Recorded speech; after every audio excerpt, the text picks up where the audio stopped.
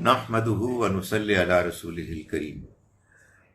ہم نے کل رات کو قرآن مجید کے بارے میں کچھ انٹروڈکٹری ابتدائی باتیں سمجھی، جس میں میں نے آپ کو یہ بتایا کہ قرآن مجید کو اللہ نے اہتمام کے ساتھ محفوظ کیا ہے، پریزرو رکھا ہے۔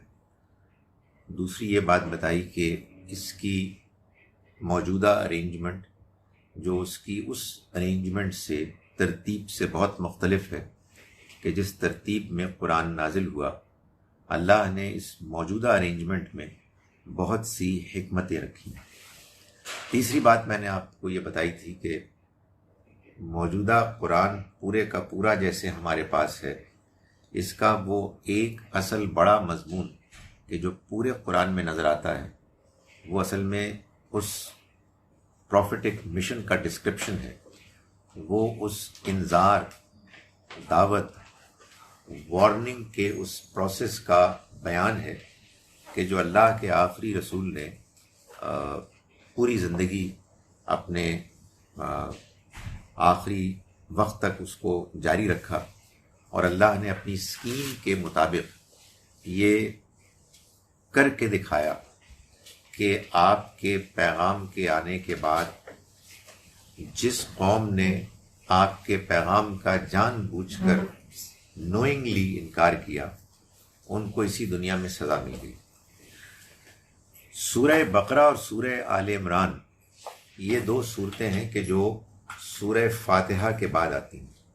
سورہ فاتحہ قرآن کی پہلی سورہ ہے، یہ آپ سمجھیے کہ اس کا دیباچہ ہے، پریفیس ہے، انٹروڈکٹری چیپٹر ہے، جس میں اللہ نے ہم کو وہ دعا سکھائی ہے کہ جو دعا اصل میں یہ بتاتی ہے کہ قرآن مجید کے اللہ کی طرف سے نازل ہونے کا مقصد کیا تھا، یعنی ہم کو ہدایت دی جائے دنیا کے ان معاملات کے بارے میں جن کے بارے میں انسان خود سے نہیں جان سکتا۔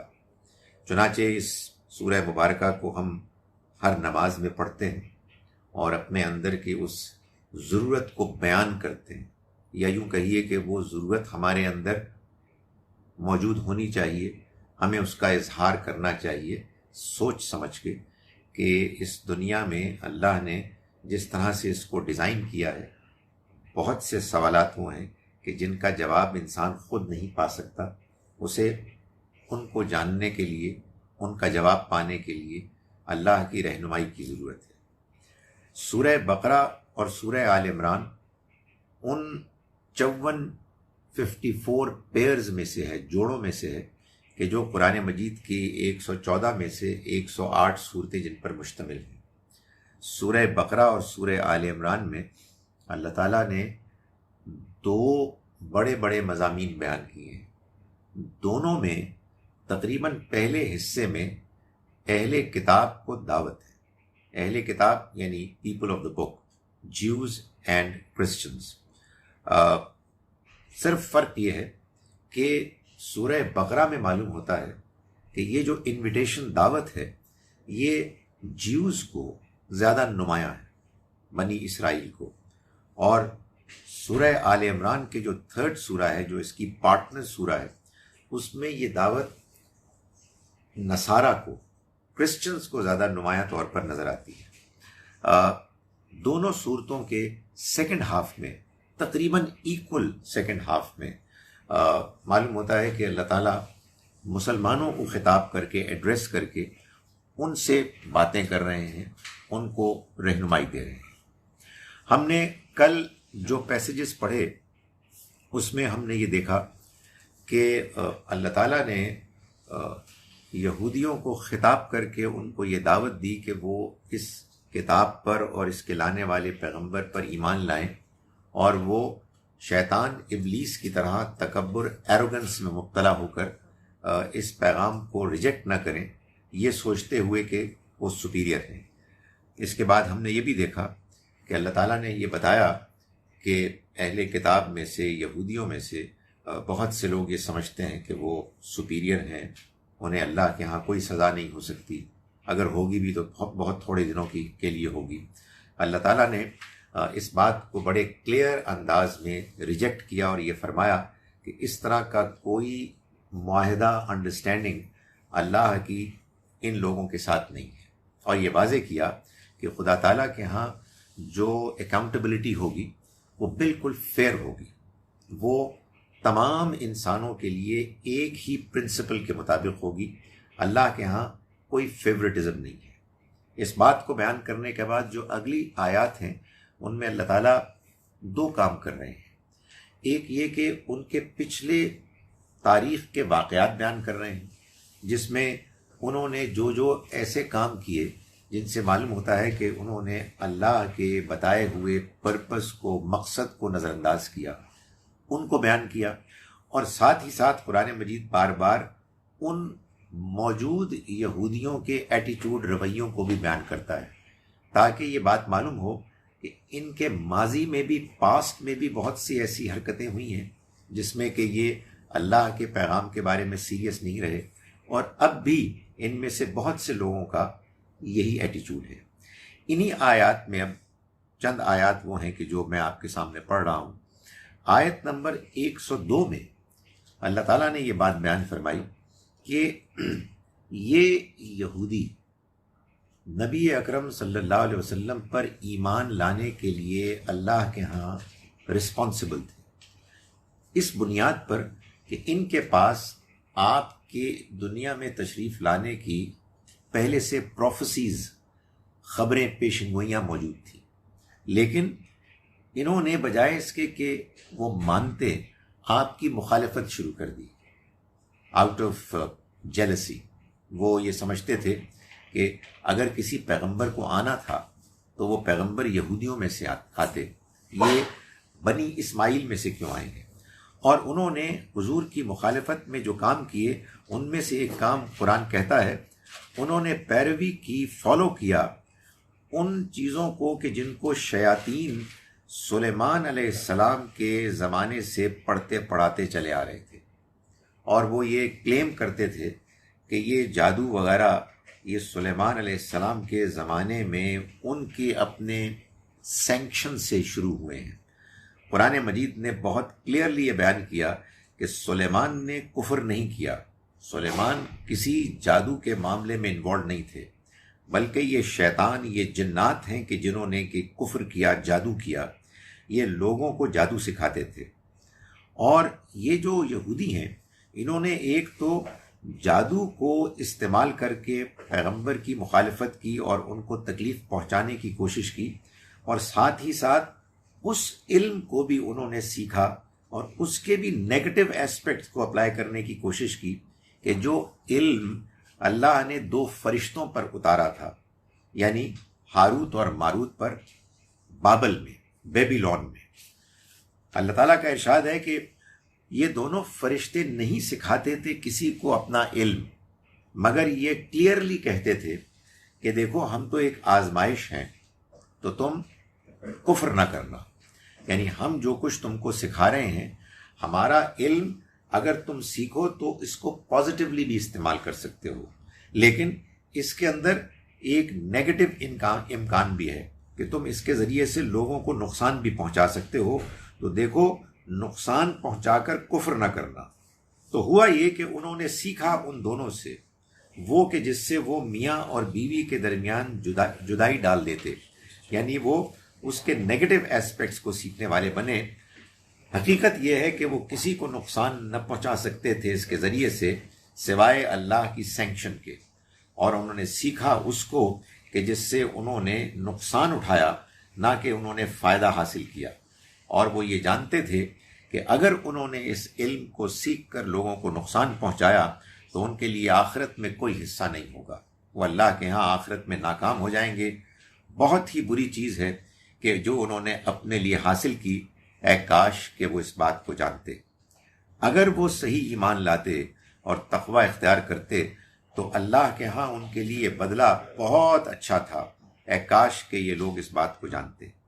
اگلی آیت میں اللہ تعالیٰ یہ بتا رہے ہیں کہ یہی یہودی تھے کہ جن میں سے بعض لوگ نبی اکرم صلی اللہ علیہ وسلم کی مجلس میں جاتے، اور آپ کی مجالس میں جب آپ کوئی بات بیان کر رہے ہوتے تو ان کا یہ تو بس نہیں چلتا تھا کہ وہ آپ کو کھلے عام تکلیف پہنچائیں اور ٹیز کریں، لیکن انہوں نے آپ کو ٹیز کرنے کے لیے ایک گھٹیا گرا ہوا طریقہ اختیار کیا کہ وہ رائنا کا لفظ بولتے اور اس کو ایسے پروناؤنس کرتے کہ اس کا مطلب کچھ اور نکلتا، جس سے وہ کچھ اپنے آپ کو مطمئن کر لیتے کہ گویا کہ انہوں نے مذاق اڑایا ہے، وہ رائنا کی عین کو لمبا کر دیتے۔ تو اللہ تعالیٰ نے اس موقع پر فرمایا، ایمان والو تم رائنا کہنا ہی چھوڑ دو، بلکہ تم انظرنا کہا کرو اور غور سے سنو۔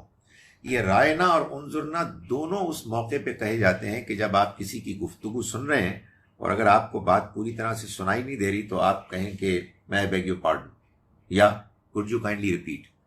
تو رائنا کو مس یوز جب کرنا شروع کیا بعض لوگوں نے تو اللہ تعالیٰ نے فرمایا کہ دیکھو تم رائنا کہنا چھوڑ دو، تم صرف انظرنا کہا کرو اور دھیان سے سنو، اور ان جان بوجھ کر انکار کرنے والوں کے لیے ایک دردناک عذاب ہے۔ اس میں جو ایک سگنیفیکنٹ بات ہے وہ یہ ہے کہ اللہ تعالیٰ نے مدینہ منورہ میں جب مسلمانوں کی باقاعدہ حکمرانی تھی، ان کے پاس طاقت تھی، یہ نہیں کہا کہ یہ لوگ کہ جو ٹیز کرنے آ رہے ہیں اور یہ اس طرح کے ہتھ کنڈے اختیار کر رہے ہیں تو ان کو پکڑ کے مار دو، نہیں، بلکہ جو تعلیم دی وہ یہ دی کہ اگر کسی لفظ کے مس یوز کرنے سے، غلط استعمال کرنے سے کوئی امکان پیدا ہو رہا ہے کہ اس کو لوگ منفی پہلو سے اختیار کر رہے ہیں تو تم اس لفظ کو استعمال کرنا چھوڑ دو۔ فرمایا کہ نہیں چاہتے یہ لوگ کہ جنہوں نے جان بوجھ کر انکار کیا ہے اہل کتاب میں سے، اور نہ ہی مشرکین، کہ اتارا جائے تم پر کوئی خیر تمہارے رب کی طرف سے، یعنی یہ جو تمہیں پیغام مل رہا ہے، جو تمہیں اللہ کی طرف سے ہدایت رہنمائی مل رہی ہے، یہ ان لوگوں کو قطعاً پسند نہیں ہے۔ یہ لوگ اس سے حسد میں مبتلا ہیں، اور اللہ خاص کر دیتا ہے اپنی رحمت کے لیے جن کو چاہتا ہے، اور اللہ بڑے فضل والا ہے۔ یعنی یہ اللہ کا فیصلہ ہے کہ اللہ نے آپ کو پیغمبری دی، جس کو اس بات کو ماننا ہے وہ آپ کے دلائل کو سن کے مانے، اور اگر کسی کو نہیں ماننا تو وہ جان لے کہ یہ اللہ کا فیصلہ اور اس کا انتخاب ہے۔ اگر کوئی نہیں ماننا چاہتا تو پھر وہ اللہ کے ہاں اس کے لیے اکاؤنٹیبل ہوگا۔ اس کے بعد میں 111 سے 113 آیات ہیں، ان میں جو مضمون بیان ہوا ہے اس کو میں آپ کے سامنے پیش کر رہا ہوں۔ اللہ تعالیٰ ان آیات میں یہ ڈسکرائب کر رہے ہیں کہ اس زمانے کے اہل کتاب یہود و نصارہ کے جن کا مذہبی انداز بالکل بگڑ گیا تھا، جو اللہ نے ان کی رہنمائی کی تھی، انہوں نے اس رہنمائی کو چھوڑ کر وہ رویہ اختیار کر لیا کہ جو بالکل گمراہی کا رویہ تھا۔ اللہ تعالیٰ فرماتے ہیں کہ اور یہ کہتے ہیں کہ کوئی داخل نہیں ہو سکتا جنت میں سوائے ان کے کہ جو یہودی ہوں یا نصرانی ہوں۔ یعنی وہ یہ کہتے تھے کہ اگر کوئی شخص جنت میں داخل ہوگا تو ہمارے ہی لوگ ہوں گے۔ یہودی کہتے کہ صرف یہودی داخل ہوں گے، اور نصرانی عیسائی کہتے کہ ہمارے لوگ داخل ہوں گے۔ اللہ تعالیٰ نے فرمایا کہ تل کا امانیہم، یہ ان کی خواہشات ہیں، یعنی یہ وہی ایٹیچیوڈ ہے جو آج مسلمانوں کا ہے کہ وہ کہتے ہیں جی کہ ہم ہی جائیں گے، بلکہ مختلف فرقوں کے لوگ کہتے ہیں کہ ہمارے ہی لوگ جائیں گے۔ تو معلوم یہ ہوتا ہے کہ اسی طرح کا ایٹیچیوڈ یہود و نصارہ نے اس زمانے میں اختیار کیا ہوا تھا، جس کے نتیجے میں وہ اتنے بگڑ گئے تھے کہ اللہ تعالیٰ کے ہاں ان کے بارے میں یہ فیصلہ آیا کہ یہ کبھی ہدایت نہیں پا سکیں گے۔ تو فرمایا کہ وہ یہ سمجھتے ہیں کہ وہی جنت میں جائیں گے، یہ ان کی خواہشات ہیں۔ ان سے پوچھو، ان سے کہو کہ تم اپنی کوئی دلیل لاؤ، کوئی واضح برہان ایویڈنس پیش کرو اگر تم واقعی سچے ہو۔ اصل بات یہ ہے کہ جس نے بھی اپنے آپ کو اللہ تعالیٰ کے حوالے کر دیا، جس نے اپنی خواہش کو اللہ کی مرضی کے سامنے سرنڈر کر دیا اور وہ محسن ہوا، یعنی بہترین رویہ اختیار کرنے والا ہوا۔ محسن قرآن مجید کہتا ہے اس شخص کو جس نے اللہ کے پیغام کو سمجھا جیسے کہ اس کو سمجھنا چاہیے، اس کے بارے میں صحیح ایٹیچیوڈ اختیار کیا۔ فرمایا جو محسن ہوا اس کے لیے اس کا اجر ہوگا اس کے رب کے ہاں، اسے نہ کوئی خوف ہوگا اور نہ وہ غمگین ہوں گے۔ یہ جو بات اللہ تعالیٰ بیان کرتے ہیں یہ اصل میں جنت کا ڈسکرپشن ہے۔ جنت کا دو جملوں میں ڈسکرپشن جو قرآن دیتا ہے وہ یہ ہے کہ وہ جگہ ہے کہ جہاں انسان کو نہ کوئی فیوچر کا، مستقبل کا خوف، فیئر ہوگا، اور نہ کوئی ماضی کا غم، پچھتاوا ہوگا۔ اس دنیا کی زندگی میں انسان کو یہی دو پرابلمز ہیں کہ جو ہانٹ کرتی ہے، یا ماضی کا غم ہوتا ہے یا مستقبل کا اندیشہ، پریشانی ہوتی ہے۔ تو اللہ تعالیٰ نے فرمایا کہ جس نے اللہ کے سامنے اپنے آپ کو، اس کی اپنی خواہشات کو سرنڈر کر دیا اور بالکل صحیح ایٹیچیوڈ اختیار کیا، اس کے لیے اس کا اجر ہوگا اس کے رب کے ہاں، اور انہیں جنت میں وہ زندگی ملے گی جس میں نہ کوئی مستقبل کا خوف ہوگا اور نہ ہی کوئی ماضی کا غم، پچھتاوا ہوگا۔ اس کے بعد اللہ تعالیٰ انہی لوگوں کی بعض اور غلط رویوں کو بیان فرما رہے ہیں کہ یہ ایک دوسرے سے لڑتے رہتے ہیں، مسجد میں رخ کس طرف کا ہونا چاہیے اس بارے میں لڑتے ہیں، اور وہ یہ کہتے ہیں کہ ہم ہی لوگ ہیں کہ جو ہدایت پر ہیں، ہمارے علاوہ کسی کے پاس ہدایت آ نہیں سکتی، وغیرہ وغیرہ۔ اسی بیان میں اللہ تعالیٰ نے آگے چل کر آیت نمبر 124 میں یہ فرمایا اور ان کو بتایا کہ دیکھو تم لوگ اپنے آپ کو ابراہیم کے فالوورز سمجھتے ہو، تمہارا یہ خیال ہے کہ ابراہیم کے تم اصل میں پیروکار ہو، وہ ہیں جو تمہارے بزرگ ہیں۔ اللہ تعالیٰ نے ان کو بتایا کہ وَإِذِ ابْتَلَىٰ إِبْرَاهِيمَ رَبُّهُ بِكَلِمَاتٍ فَأَتَمَّهُنَّ، یاد کرو اس وقت کو کہ جب ابراہیم کو اس کے رب نے چند باتوں سے آزمایا، یعنی اللہ نے ان کو بعض آزمائشوں میں مبتلا کیا، وہ ہر آزمائش میں پورے اترے۔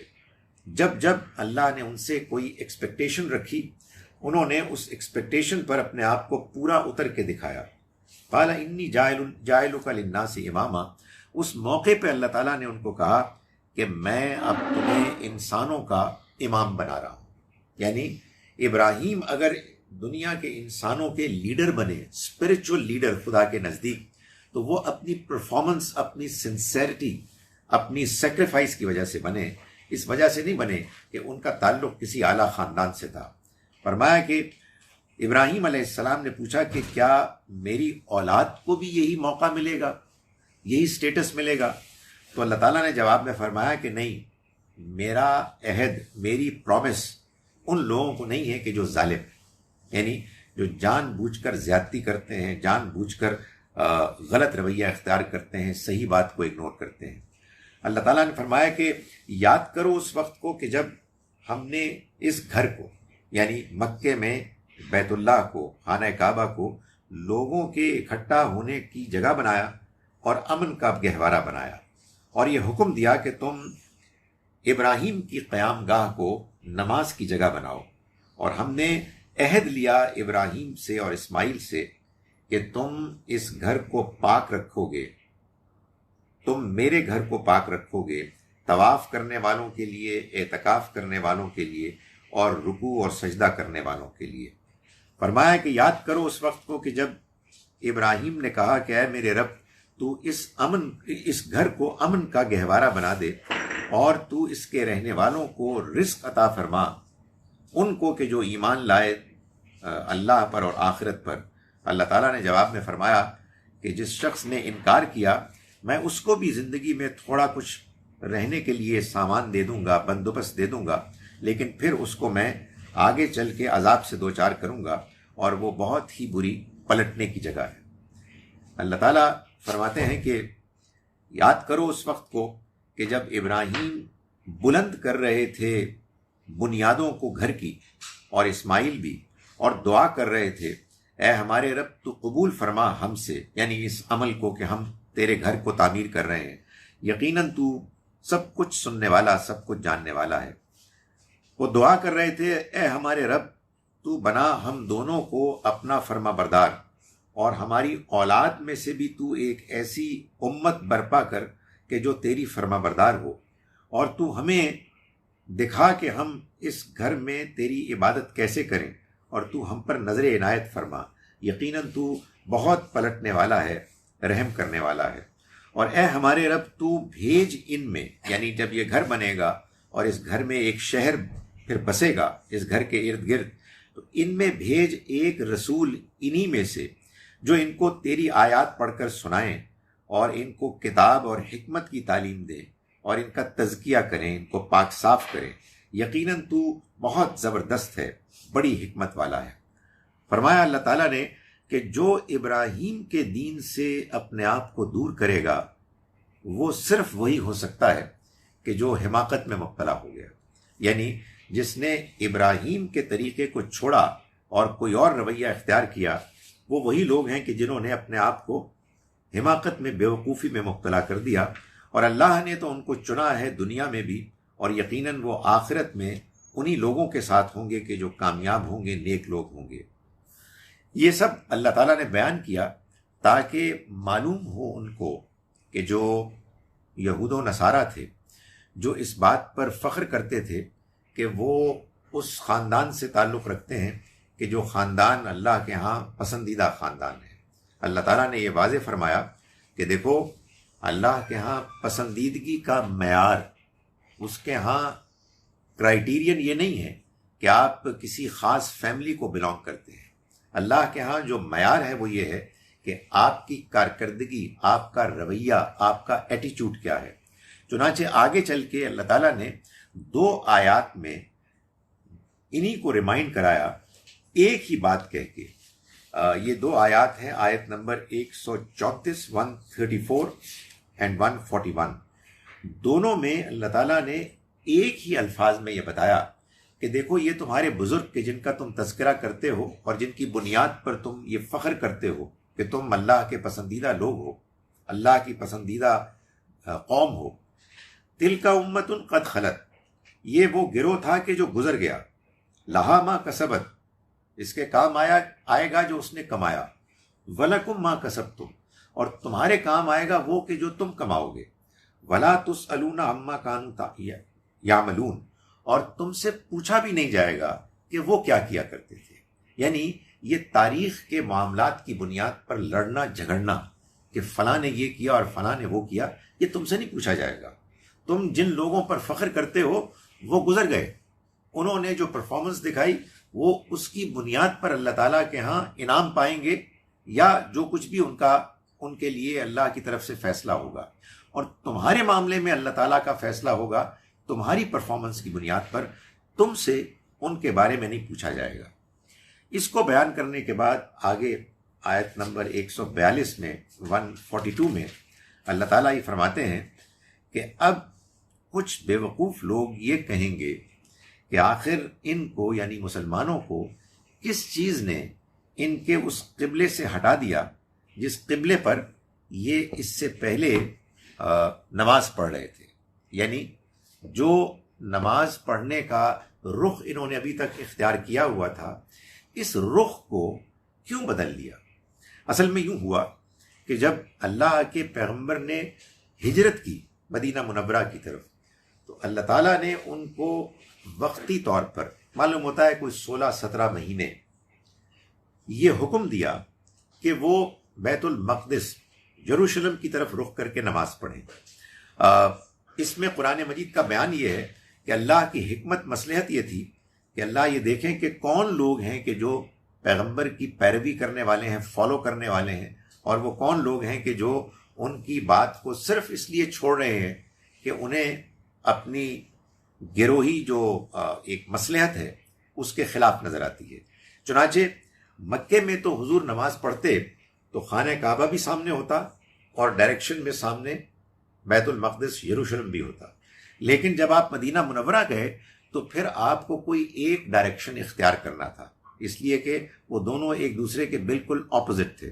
چنانچہ اللہ تعالیٰ نے چند مہینوں کے لیے حضور کو یہ حکم دیا کہ آپ بیت المقدس کی طرف رخ کریں اور خانہ کعبہ کی طرف نہ کریں۔ یہ ظاہر ہے کہ ان لوگوں کے لیے ایک بڑی آزمائش تھی کہ جو مکے سے آئے تھے، جن کے دلوں میں ایک نیچرل ایموشنل انکلینیشن تھی، اٹیچمنٹ تھی خانہ کعبہ کے ساتھ، لیکن اللہ کا حکم تھا، اللہ کے پیغمبر کے ذریعے سے ان کو پہنچا تھا، انہوں نے اس پر عمل کیا۔ اس کے بعد اللہ نے یہ فیصلہ کیا کہ اب اس قبلے کا رخ بدل کے خانہ کعبہ کی طرف کیا جائے گا۔ اس موقع پر ظاہر ہے کہ ان لوگوں کی آزمائش تھی کہ جو یروشلم کی طرف رخ کر کے نماز پڑھنے کے فیور میں تھے، اس لیے کہ ان کا بیک گراؤنڈ یہودیت کا تھا اور وہ یہودی تھے۔ تو اللہ تعالیٰ نے فرمایا کہ ان قریب بعض لوگ جو احمق ہیں وہ یہ پوچھیں گے کہ آخر ان کو کس چیز نے اس قبلے سے ہٹایا جس پر وہ ابھی تک تھے۔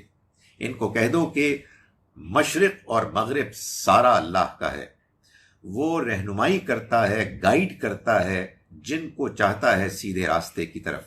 اور اس کے بعد اگلی آیت میں فرمایا کہ ہم نے اسی طرح سے اب تم کو اے مسلمانوں ایک درمیان کی امت بنا دیا۔ اسی طرح سے مراد یہ ہے کہ جیسے اس سے پہلے یہ بنی اسرائیل کے لوگ یہودی یہ تھے درمیان کی امت، ان کو اللہ نے رسپانسبلٹی سونپی تھی۔ اب یہی فیصلہ اللہ نے تمہارے حق میں کیا ہے۔ میں نے کل یہ بات کی تھی کہ اللہ نے ابراہیم علیہ السلام کے بعد اپنے پیغام کو دنیا تک پہنچانے کے لیے جو اسٹریٹجی اختیار کی وہ پچھلی اسٹریٹجی سے مختلف تھی۔ پہلے اللہ کی پالیسی یہ تھی کہ ہر قوم پر، ہر بستی پر وہ ایک پیغمبر بھیجتا تھا۔ سو انڈیویجول پیغمبر انڈیویجول قوموں بستیوں کی طرف آتے۔ ابراہیم علیہ السلام کے بعد اللہ نے انڈیویجولز کی جگہ پورے ایک خاندان کو چن لیا، یعنی خاندان ابراہیم۔ اس خاندان ابراہیم کی دو برانچز تھیں، ایک بنی اسرائیل اور ایک بنی اسماعیل۔ بنی اسرائیل ابراہیم علیہ السلام کے چھوٹے بیٹے اسحاق کی اولاد تھے۔ ان کو اللہ نے پہلے 2000 برس تک یہ موقع، سٹیٹس، شرف دیا کہ وہ اللہ کے ریپرزینٹیٹیوز بن کے دنیا میں اللہ کے پیغام کو پیش کرنے والے بنے۔ چنانچہ اللہ نے ان کو بہت ترقی، عروج، طاقت، ٹیلنٹ بھی دیا، اور جب جب انہوں نے نالائقیاں دکھائیں تب تب ان کو بہت بہت سزائیں بھی دی، بہت نمایاں، بہت پرومننٹ قسم کی ان کو کلیمٹیز انفلکٹ کی۔ یہ سلسلہ جاری رہا تا وقتے کہ 2000 سال گزرنے کے بعد اللہ نے یہ فیصلہ کیا کہ وہی خاندان ابراہیم کا خاندان ہے کہ جو اللہ کے اس پیغام کو دنیا والوں تک پہنچانے کے سلسلے کو جاری رکھے گا، مگر ایک تبدیلی کے ساتھ۔ اب وہ جو بنی اسرائیل تھے، جو ابراہیم کی اولاد میں سے تھے، ان کی جگہ پر بنی اسماعیل کو یہ شرف بخش دیا گیا۔ اس فیصلے کو ظاہر ہے کہ بنی اسرائیل نے قبول نہیں کیا، سوائے ان لوگوں کے کہ جو ان میں سے مخلص تھے، جن کو اللہ نے بتا دیا تھا، سبھی کو بتا دیا تھا کہ ہمارے ایک پیغمبر آئیں گے جو ان میں سے آئیں گے، عربوں میں سے آئیں گے، امیین میں سے ہوں گے، انہیں ان کو ماننا ہوگا۔ اور ان کو یہ معلوم تھا کہ یہ اب اللہ کی پالیسی میں ایک ذرا سا سلائٹ شفٹ آیا ہے، کوئی پالیسی بدلی نہیں ہے، اولاد ابراہیمی میں سے یہ معاملہ ہوگا، لیکن اب یہ بنی اسماعیل میں سے ہوگا۔ تو اللہ تعالیٰ اس کو یہاں ڈکلیئر کر رہے ہیں کہ اسی طرح سے ہم نے تم کو، یعنی اے بنی اسماعیل، اے عرب کے لوگوں، اے ابراہیم کے خاندان کی وہ برانچ، وہ حصے کہ جو یہاں آباد ہوئے، ہم نے تم کو ایک درمیان کی امت بنایا جیسے ہم نے پہلے ان کو بنایا، تاکہ تم گواہ بن جاؤ تمام انسانوں کے لیے، اور رسول تم پر گواہ بن جائے۔ گواہ بن جائیں یعنی ایویڈنس پیش کریں، رسول تمہارے سامنے اللہ کے دین کو پیش کریں، اس کی ایویڈنس تم پر پوری کر دیں، تم کو ان سے اللہ کا پیغام مل جائے، اور پھر تم اس پیغام کو دنیا والوں کے سامنے پیش کرو۔ اور فرمایا کہ ہم نے نہیں بنایا اس قبلے کو کہ جس پر آپ اس سے پہلے رخ کر کے نماز پڑھتے تھے، سوائے اس لیے کہ ہم جانیں کہ کون ہے کہ جو رسول کی پیروی کرنے والے، ان کو فالو کرنے والے ہیں، اور ان کو الگ کر دیں ان سے کہ جو ان کو چھوڑ کے جانے والے، اپنی ایڑیوں کے بل وہ منہ موڑنے والے، یعنی چھوڑ کے جانے والے ہیں۔ ان کو صرف یہ بات ناپسند ہوئی کہ انہوں نے اپنا رخ کیوں موڑ دیا، اللہ کا پیغمبر ماننے کے باوجود ان سے انہوں نے اختلاف کیا اور چھوڑ دیا۔ تو ہم یہ جاننا چاہتے تھے کہ ان دونوں میں کون افراد ایک گروہ میں ہیں اور کون سے دوسرے گروہ میں ہیں۔ فرمایا کہ یہ ایک بڑی آزمائش تھی، سوائے ان لوگوں کے لیے کہ جن کو اللہ نے ہدایت دی، اور اللہ ایسا نہیں ہے کہ وہ تمہارے ایمانوں کو ضائع کر دے۔ یعنی کہنے کا مقصد یہ ہے کہ اللہ تعالیٰ اس کو ایکنالج کر رہا ہے کہ یہ آزمائش آسان نہیں تھی، لیکن ساتھ یہ بھی بتا رہا ہے کہ اس مشکل آزمائش میں اللہ ان لوگوں کے لیے رہنمائی فراہم کرتا ہے کہ جو وہ جانتا ہے کہ ڈیزرو کرتے ہیں، اللہ کسی کے ایمان کو، کسی کے نیکی کے اعمال کو کبھی ضائع نہیں ہونے دیتا، سوائے اس کے کہ کوئی شخص خود سے اپنی مرضی سے جان بوجھ کر اس کو ضائع کرے اور پھر اس کے بارے میں اسے کوئی پریشانی، پشیمانی، کوئی اندر سے جو ریگریٹس ہوتے ہیں وہ نہ ہوں۔ تو فرمایا کہ یہ ہم نے جاننا تھا کہ کون ایک کیٹیگری کو بلانگ کرتا ہے اور کون دوسری کیٹیگری کو بلانگ کرتا ہے۔ یقیناً اللہ بندوں کے بارے میں بہت رحم کرنے والا ہے، بہت کرم کرنے والا ہے۔ اس کے بعد آیات ہیں 146 اور 147، جس میں اللہ تعالیٰ نے یہ بات بیان فرمائی کہ ہم نے جن کو کتاب دی، یعنی یہ اہل کتاب، یہ ان کو پہچانتے ہیں جیسے کہ اپنے بیٹوں کو پہچانتے ہیں۔ یعنی ایسا نہیں ہے کہ اللہ کے پیغمبر اس دنیا میں آئے آؤٹ آف نو ویئر، کوئی آپ کے آنے کی وجہ نہیں تھی، کوئی ایکسپیکٹ نہیں کر رہا تھا اور اچانک آ کے آپ نے دعویٰ کر دیا۔ قرآن کہتا ہے کہ ہرگز نہیں، ایسا نہیں ہوا، بلکہ ہوا یہ کہ آپ تشریف لائے، اور تشریف لائے ایک ایسے انوائرنمنٹ میں، ایک ایسی صورتحال میں کہ جس میں آپ کا باقاعدہ انتظار ہو رہا تھا۔ He was an eagerly awaited messenger of God۔ تو اللہ تعالیٰ یہ واضح کر رہے ہیں کہ ہم نے جن کو کتاب دی، یعنی یہ اہل کتاب یہود و نصارہ، ایٹ لیسٹ ان کے اسکالرز، یہ ان کو پہچانتے ہیں جیسے کہ یہ اپنے بیٹوں کو پہچانتے ہیں۔ یہ بیٹوں کو پہچاننے کا جو ایک بیان ہے، اس میں جو پس منظر میں چیز ہے وہ یہ ہے، خاص طور پر بنی اسرائیل کے، کہ مثال کے طور پر یوسف علیہ السلام اپنے والد یعقوب علیہ السلام سے کھو گئے تھے، اور کافی عرصہ گزرنے کے بعد جب وہ دوبارہ ان کے پاس آئے تو انہوں نے ان کو پہچاننے میں کوئی غلطی نہیں کی۔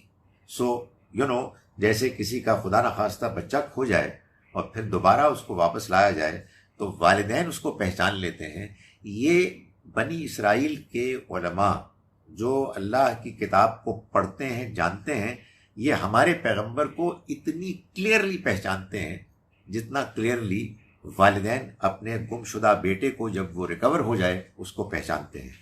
اور ان میں سے ایک گروہ وہ ہے کہ جو حق کو چھپاتا ہے جانتے بوجھتے ہوئے، یعنی ان کے اندر یہ ٹینڈنسی پیدا ہو گئی کہ چونکہ ان کے لیے اللہ کا یہ فیصلہ ایکسیپٹیبل نہیں تھا کہ اللہ کے آخری پیغمبر اور اللہ کی طرف سے گائیڈنس کو اب دنیا والوں تک پہنچنے کا جو فیصلہ ہے وہ بنی اسماعیل کی طرف شفٹ ہو، انہوں نے اپنی اس جیلسی، حسد کی وجہ سے اپنی کتابوں میں سے ان تمام بیانات کو مٹانے شروع کر دیے کہ جو بیانات اگر کوئی پڑھنے والا پڑھے تو اس کو یہ محسوس ہو کہ یہ بات تو بالکل آبویس اور کلیئر ہے کہ یہ مکے میں آنے والے پیغمبر یہ اللہ کے وہی پیغمبر ہیں کہ جن کا تذکرہ پچھلی کتابوں میں موجود ہے۔ تو فرمایا کہ ایک گروہ ان میں سے ایسا بھی ہے کہ جو حق کو چھپاتا ہے جانتے بوجھتے ہوئے، اور وہ اس کو جانتا ہے کہ وہ یہ حرکت کر رہے ہیں۔ یہ حق ہے تمہارے رب کی طرف سے، تو دیکھو اس بارے میں تم ہرگز شک میں مبتلا نہ ہو۔ اس کے بعد آیت نمبر 151 151 میں اللہ تعالیٰ کا ارشاد ہے کہ جیسا ہم نے بھیجا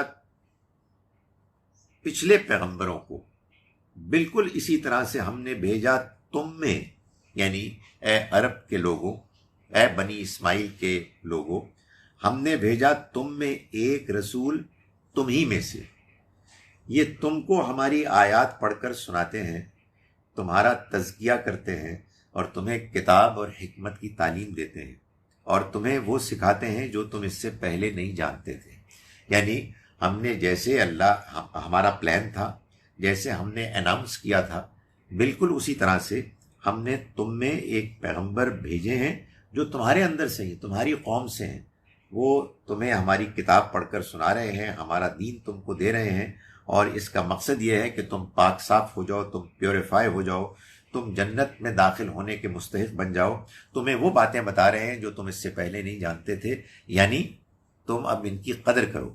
چنانچہ تم یاد کرو مجھ کو، میں یاد کروں گا تم کو، یعنی تم میرے پیغام کو پڑھو، اس کو پڑھ کر مجھ کو یاد کرو، میرے پیغام کی ایکسپیکٹیشنز کو پورا کرو، میں تمہیں یاد کروں گا، میں تمہارا خیال رکھوں گا، میں تمہاری ضرورتیں پوری کروں گا، میں تم کو دنیا والوں میں سب سے زیادہ نمایاں اور سرخرو کروں گا، یہ میرا تم سے وعدہ ہے۔ وَاشْکُرُوا لِی، اور تم میرا شکر ادا کرو، میری ناشکری نہ کرو۔ اس بات کو اللہ تعالیٰ نے بیان فرمایا، اور اس کے بعد اب یوں سمجھیے کہ سورہ مبارکہ کا سیکنڈ ہاف شروع ہوتا ہے۔ یعنی ابھی تک تو معاملہ یہ ہو رہا تھا کہ اللہ تعالیٰ نے بنی اسرائیل کو خطاب کیا، ان کو دعوت دی، ان کی غلطیاں پوائنٹ آؤٹ کی، اور یہ بتایا کہ اب ان کے اس غلط ایٹیچیوڈ کی وجہ سے وہ محروم کر دیے گئے ہیں۔ ان کے بارے میں اللہ کا یہ فیصلہ ہو گیا ہے کہ اب ان کو اس سٹیٹس سے ہٹا کر اس سٹیٹس پر اسی خاندان کی دوسری برانچ کو اب اپوائنٹ کر دیا گیا ہے۔ یہ سب کچھ بیان کرنے کے بعد اب اللہ تعالیٰ یہ جو نیولی اپوائنٹڈ امہ ہے اس کو خطاب کر رہے ہیں اس سورہ مبارکہ کے سیکنڈ ہاف میں۔ یہ جو سیکنڈ ہاف ہے اس کا آغاز ہوتا ہے آیت نمبر 163 سے 163۔ اللہ تعالیٰ کا ارشاد ہے، یہاں سے بات شروع ہوتی ہے۔ دیکھیں، جب اللہ اب مسلمانوں کو خطاب کر رہا ہے بحیثیت امت، تو جو پہلی بات کر رہا ہے وہ یہ کر رہا ہے کہ دیکھو، تمہارا معبود ایک معبود ہے، لا الہ الا، نہیں ہے کوئی الہ معبود اس کے سوا، هو الرحمن الرحیم، اس کی رحمت بے پناہ ہے، اس کی عنایت ہمیشہ کے لیے ہے۔ یعنی مطلب یہ ہے کہ یہ پہلا اور سب سے بڑا اصول ہے جسے تم کو کبھی نہیں چھوڑنا۔ تمہارا بنانے والا، تمہاری ضرورتوں کو پورا کرنے والا، اس دنیا کو چلانے والا ایک اللہ ہے۔ تم نے اسی کے آگے جھکنا ہے، اسی کی عبادت کرنی ہے، اسی سے مانگنا ہے، اس کے علاوہ تم نے کسی اور سے نہیں مانگنا۔ اور یہ جان لو کہ وہ بہت بڑا، بہت طاقتور ہے، لیکن اس کا یہ مطلب نہیں ہے کہ وہ سخت ہے، نہیں، وہ بہت نرم ہے، وہ بہت رحم کرنے والا ہے، اس کی رحمت ہمیشہ کے لیے۔ اس بات کو بیان کرنے کے بعد اللہ تعالیٰ نے یہ بات سمجھائی کہ یہ جو ہم تم کو بتا رہے ہیں حقیقت، یہ کوئی دھونس نہیں ہے، یہ ہم تمہارے اوپر کوئی بات زبردستی نہیں امپوز کر رہے، بلکہ یہ وہ حقیقت ہے۔ یعنی اللہ کا اس کائنات پر غالب ہونا، اس کا اس دنیا کو چلانا، اس کی صفات، اس کی ایٹریبیوٹس کا نظر آنا۔ خدا تعالیٰ قدرت رکھنے والا ہے، وزڈم رکھتا ہے، مرسیفل ہے، پرووائڈ کر رہا ہے، اس کی پروویڈنس ہے جو نظر آ رہی ہے۔ یہ ساری باتیں وہ ہیں کہ جن کو اگر لوگ اپنی عقل کو صحیح طرح سے استعمال کریں تو وہ اپنی دنیا میں، اپنے ماحول میں خود دیکھ سکتے ہیں۔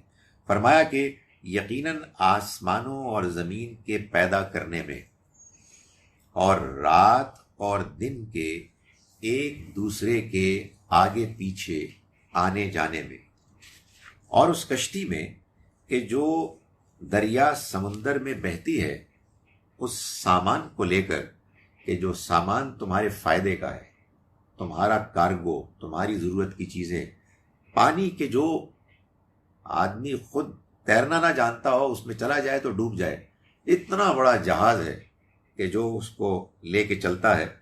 اور اللہ نے جیسے آسمان سے پانی نازل کیا بارش کی صورت میں، پھر اس نے زندہ کر دیا زمین کو، اس کے مردہ ہونے کے بعد سوکھی پڑی ہوتی ہے، اس میں کچھ بھی نہیں ہوتا، لیکن بارش آتی ہے اور معلوم ہوتا ہے دوبارہ وہ فصلیں آ گئیں کہ جن کی ہمیں ضرورت تھی، اور اس نے پھیلا دیے ہر طرح کے جاندار زمین میں، اور ہواؤں کے آگے پیچھے الٹ پھیر میں، مختلف ڈائریکشنز میں آنے میں، اور اس بادل میں کہ جو آسمان اور زمین کے درمیان معلق ہے، بڑی نشانیاں ہیں ان لوگوں کے لیے کہ جو عقل سے کام لینے والے ہیں۔ اگر انسان اپنی عقل کو استعمال کرنے والا ہو تو وہ یہ جان لے کہ اس دنیا میں انسان جس نظام کو دیکھ رہا ہے اس نظام میں حیرت انگیز کوآرڈینیشن ہے. معلوم ہوتا ہے کہ یہ نظام چل رہا ہے ایک ایسے انداز میں کہ جو اندھا بہرا نہیں ہے بلکہ اس میں پریسیشن ہے. اگر مثال کے طور پر سورج طلوع ہونا ہے تو یہ بات پہلے سے بتائی جا سکتی ہے کہ اس کو کب طلوع ہونا ہے، اس کو کب غروب ہونا ہے. انسان یہ دیکھتا ہے اس دنیا میں کہ زمین میں کسان بیج بوتا ہے، آسمان سے بارش ہوتی ہے، سورج اپنی شعائیں نچھاور کرتا ہے اور فصلیں اگنی شروع ہو جاتی ہیں. اتنے لاز آف نیچر ہیں کہ جن کو ڈسکور کر لیا گیا ہے، جن میں سے ایک وہ ہے کہ جس کو آپ دیکھتے ہیں کہ جس کو قرآن نے بیان کیا کہ پانی کا جہاز ہے کہ جو چل رہا ہے اور انسانوں کی ضرورتوں کو پورا کر رہا ہے. اب تو اور بہت ساری چیزیں نظر آ گئی ہیں.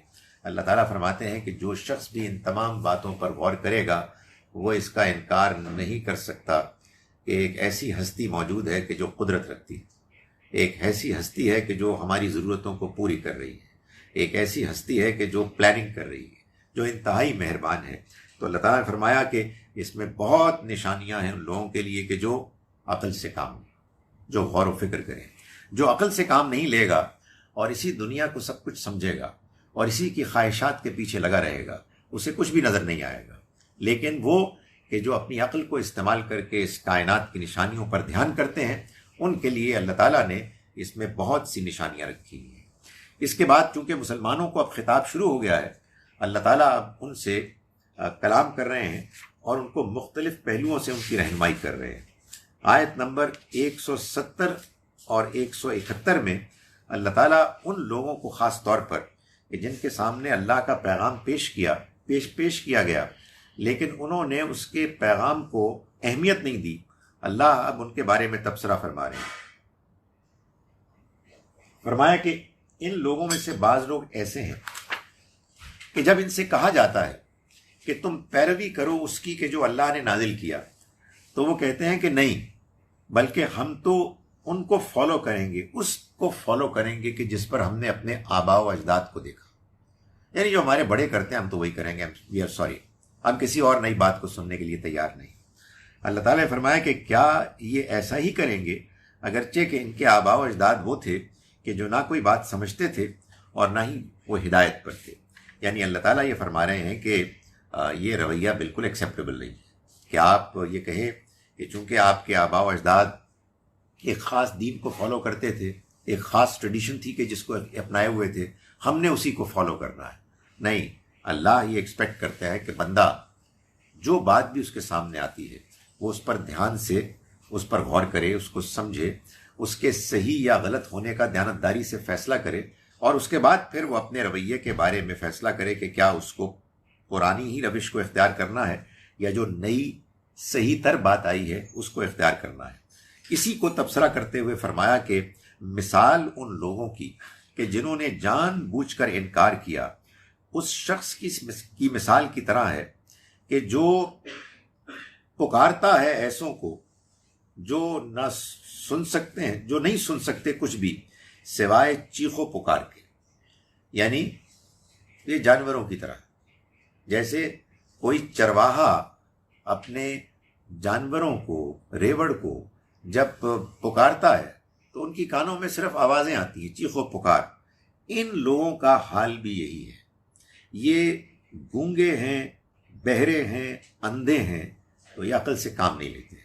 یعنی ان کو اللہ نے کان دیے تھے کہ وہ اس سے صحیح بات کو سنیں، لیکن انہوں نے صحیح بات کو سننے کا رویہ اختیار نہیں کیا، تو خدا کی نگاہ میں اب یہ یعنی بالکل بہرے، ان کے کان اب سننے کے قابل نہیں ہیں.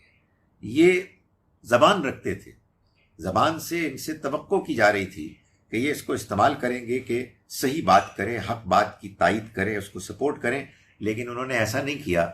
تو یہ اللہ کے نزدیک اب گونگے ہیں اور ان کو آنکھیں دی گئی تھیں کہ ان آنکھوں سے وہ ان چیزوں کو دیکھیں کہ جو اللہ نے ان کی ہدایت رہنمائی کے لیے نشانیاں پھیلائی ہوئی ہیں اور ان سے وہ رہنمائی حاصل کریں، اللہ کے قریب آئیں، اللہ کو مانیں.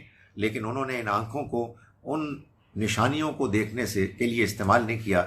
خدا کے نزدیک یہ اندھے ہیں، اب چنانچہ یہ عقل سے کام نہیں لے رہے. قرآن کی پوری دعوت اصل میں عقل کی بنیاد پر ہے لوگوں کو اس بات پر مائل کیا جاتا ہے، ابھارا جاتا ہے کہ وہ اللہ کی دی ہوئے ان فیکلٹیز کو استعمال کریں، سنیں، دیکھیں، غور کریں، سوچیں اور پھر صحیح نتائج تک پہنچیں۔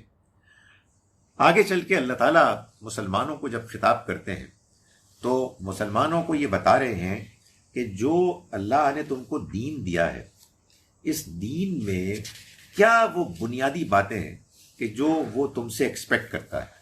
چنانچہ یہ آیت نمبر 177 ہے، 177، جس میں اللہ تعالیٰ نے یہ بات بیان فرمائی کہ اللہ اپنے بندوں سے بنیادی طور پر کیا چاہتا ہے۔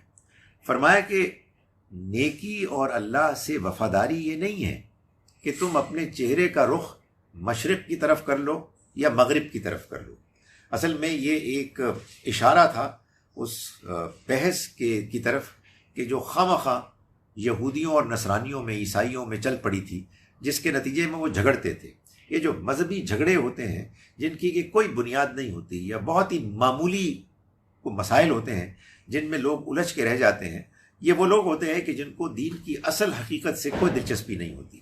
چنانچہ یہودیوں اور نصرانیوں میں جھگڑا چل پڑا تھا کہ یروشلم میں جب آپ جا کے عبادت کریں تو عبادت کرتے وقت آپ کا رخ کس طرف ہونا چاہیے۔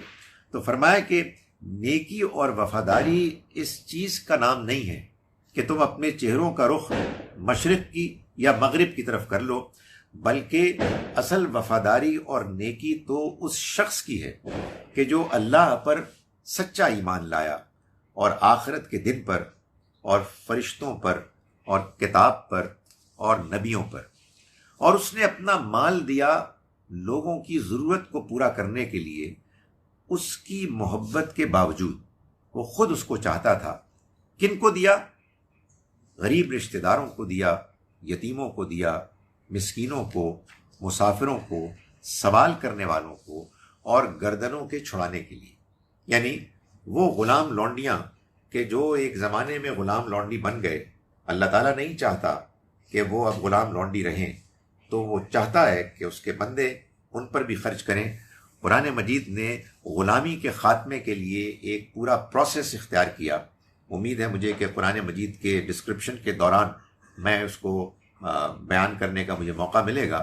یہ ایک بڑی بدقسمتی ہے کہ مسلمانوں میں سے بعض لوگ یہ سمجھتے ہیں کہ غلام اور لونڈی آج بھی بن سکتے ہیں۔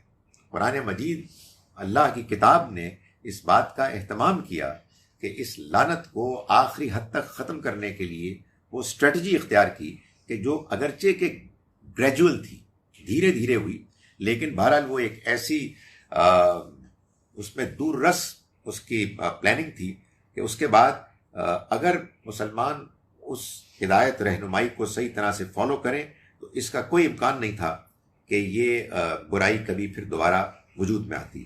تو اللہ نے جو مال خرچ کرنے کے لیے مختلف ایونیوز بیان کیے، ان میں سے غلامی کے خاتمے کے لیے بھی ان کو مائل کیا، ابھارا۔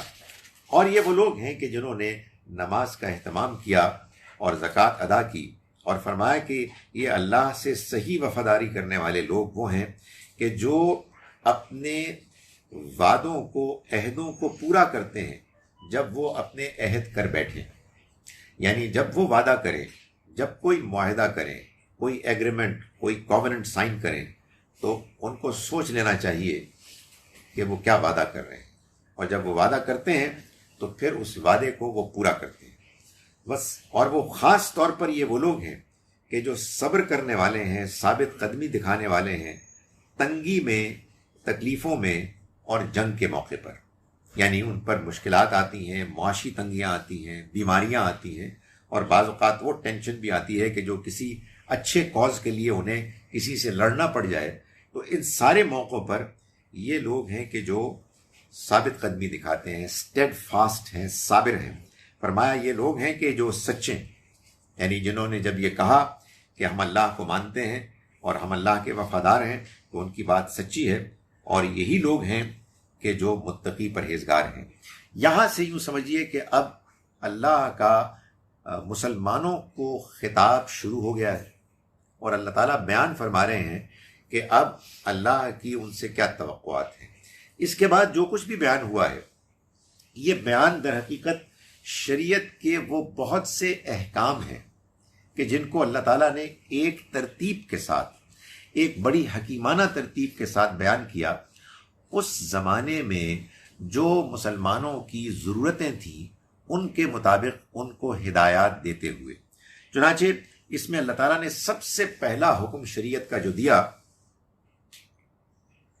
وہ قصاص کا قانون ہے، یعنی انسانی جان کی حرمت۔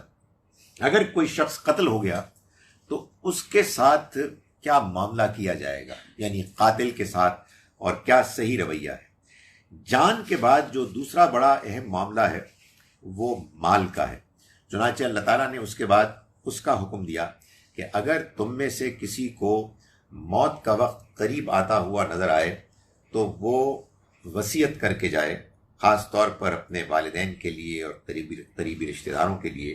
یہ اصل میں وہ ایک وقتی ٹیمپرری اللہ کی طرف سے ہدایت تھی کہ جو اس موقع پر آئی کہ جب ابھی اس کا وہ قانون وراثت، لا آف انہیریٹنس ابھی نازل نہیں ہوا تھا، تو اللہ تعالیٰ نے گریجولی اس کو امپلیمنٹ کرنے کے لیے پہلے سٹیپ کے طور پر یہ لوگوں کو کہا کہ بجائے اس کے کہ تم کسی ایک فرد واحد کو اپنی ساری دولت دے کے چلے جاؤ، تمہیں چاہیے کہ تم وصیت کر کے جاؤ۔ ان احکام کے بعد اور پھر بہت سے احکام ہیں کہ جن کو اللہ تعالیٰ نے بیان فرمایا، جس کو کہ ہم جن میں سے بعض کو کل دیکھیں گے۔ لیکن اس کے بعد جو تیسری بات ہے جو اللہ تعالیٰ بیان فرما رہے ہیں وہ ہے کہ جو آیت نمبر 183 سے شروع ہوتی ہے، جس کے بارے میں کہا جا سکتا ہے کہ اصل میں یہ آیت اگر آپ پڑھیں گے تو حالات حاضرہ پر تبصرہ کرے گی، یعنی یہ رمضان مبارک سے متعلق ہے، یہ روزوں سے متعلق ہے۔ تو اللہ تعالیٰ نے فرمایا آیت نمبر 183 میں کہ ہمیں بتایا کہ یہ جو اللہ نے ہمیں روزے رکھنے کے لیے کہا ہے اس کی کیا وجہ ہے۔ میں یہاں آپ کو یہ بتانا چاہتا ہوں کہ اس سیکوینس میں کیا جگہ بنتی ہے۔ آل آف اے سڈن پہلے کسی کے قتل ہونے کے نتیجے میں جو صورتحال پیدا ہوتی ہے اس میں کیا رویہ اختیار کرنا چاہیے اس کو بیان کیا گیا۔ اس کے بعد پھر مال اگر کوئی چھوڑ کے جا رہا ہے تو اس کی تقسیم کیسے ہوگی اس کے بارے میں گائیڈنس دی۔ آگے ہم دیکھیں گے کہ جہاد، حج، نکاح، طلاق وغیرہ وغیرہ بہت سے احکام ہیں کہ جو آگے آ رہے ہیں۔ درمیان میں اللہ نے یہ بتایا کہ اس نے تم کو روزہ رکھنے کا حکم دیا، اور اس کا مقصد یہ ہے کہ تمہارے اندر تقویٰ پیدا ہو۔ اور یہ اس کو اس لیے بیان کیا درمیان میں کہ سارے دین شریعت میں اصل میں عمل کرنے کے لیے جو ضروری شرط ہے کہ جو اندر انسان کے اندر موجود ہونی چاہیے، کہ جو اگر موجود ہوگی تو وہ دین پر عمل کر سکے گا، نہیں ہوگی تو وہ ہرگز نہیں کر سکے گا، اور وہ ہے تقویٰ۔ یہ تقویٰ پیدا کرنے کے لیے اللہ نے ہم کو روزے رکھنے کا حکم دیا۔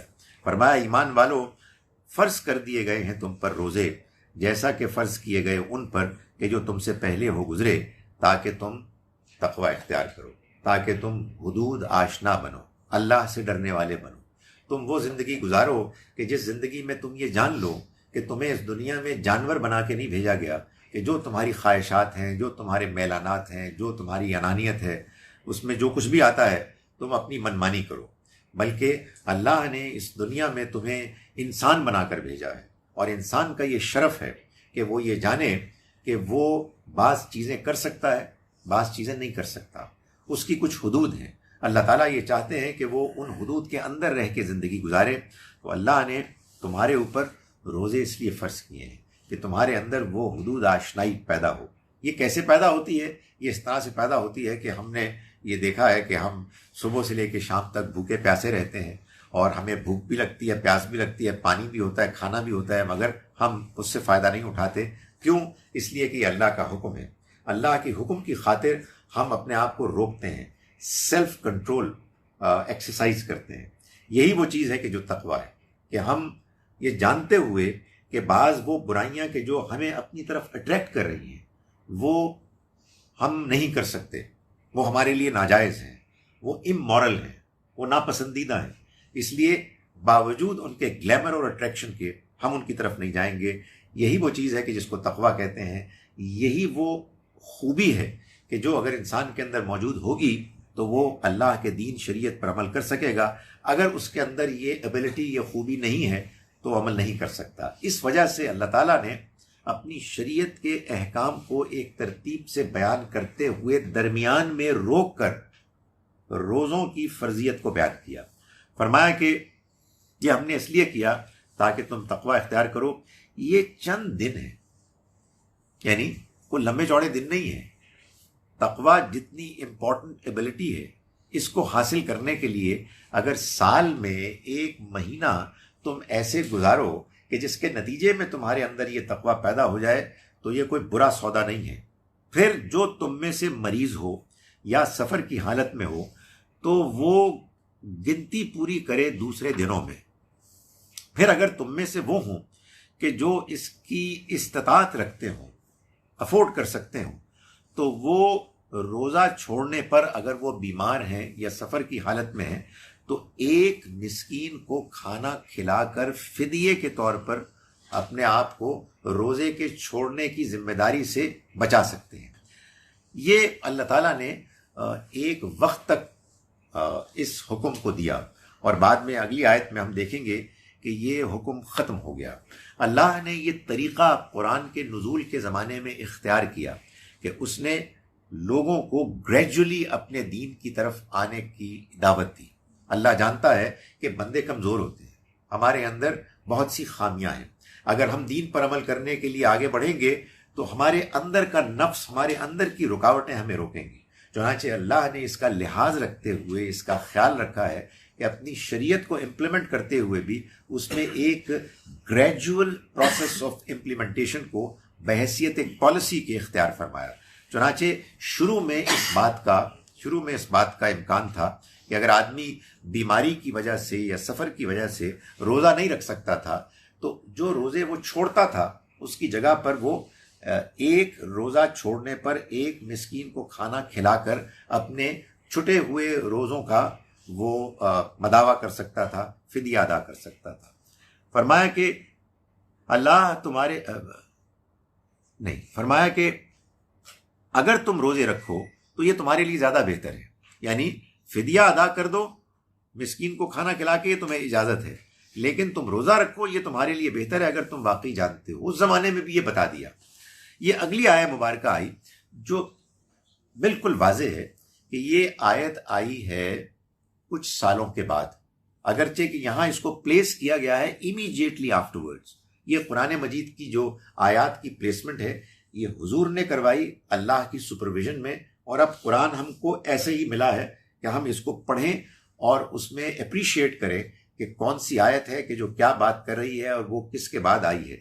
تو فرمایا کہ رمضان کا مہینہ وہ ہے کہ جس میں قرآن نازل کیا گیا.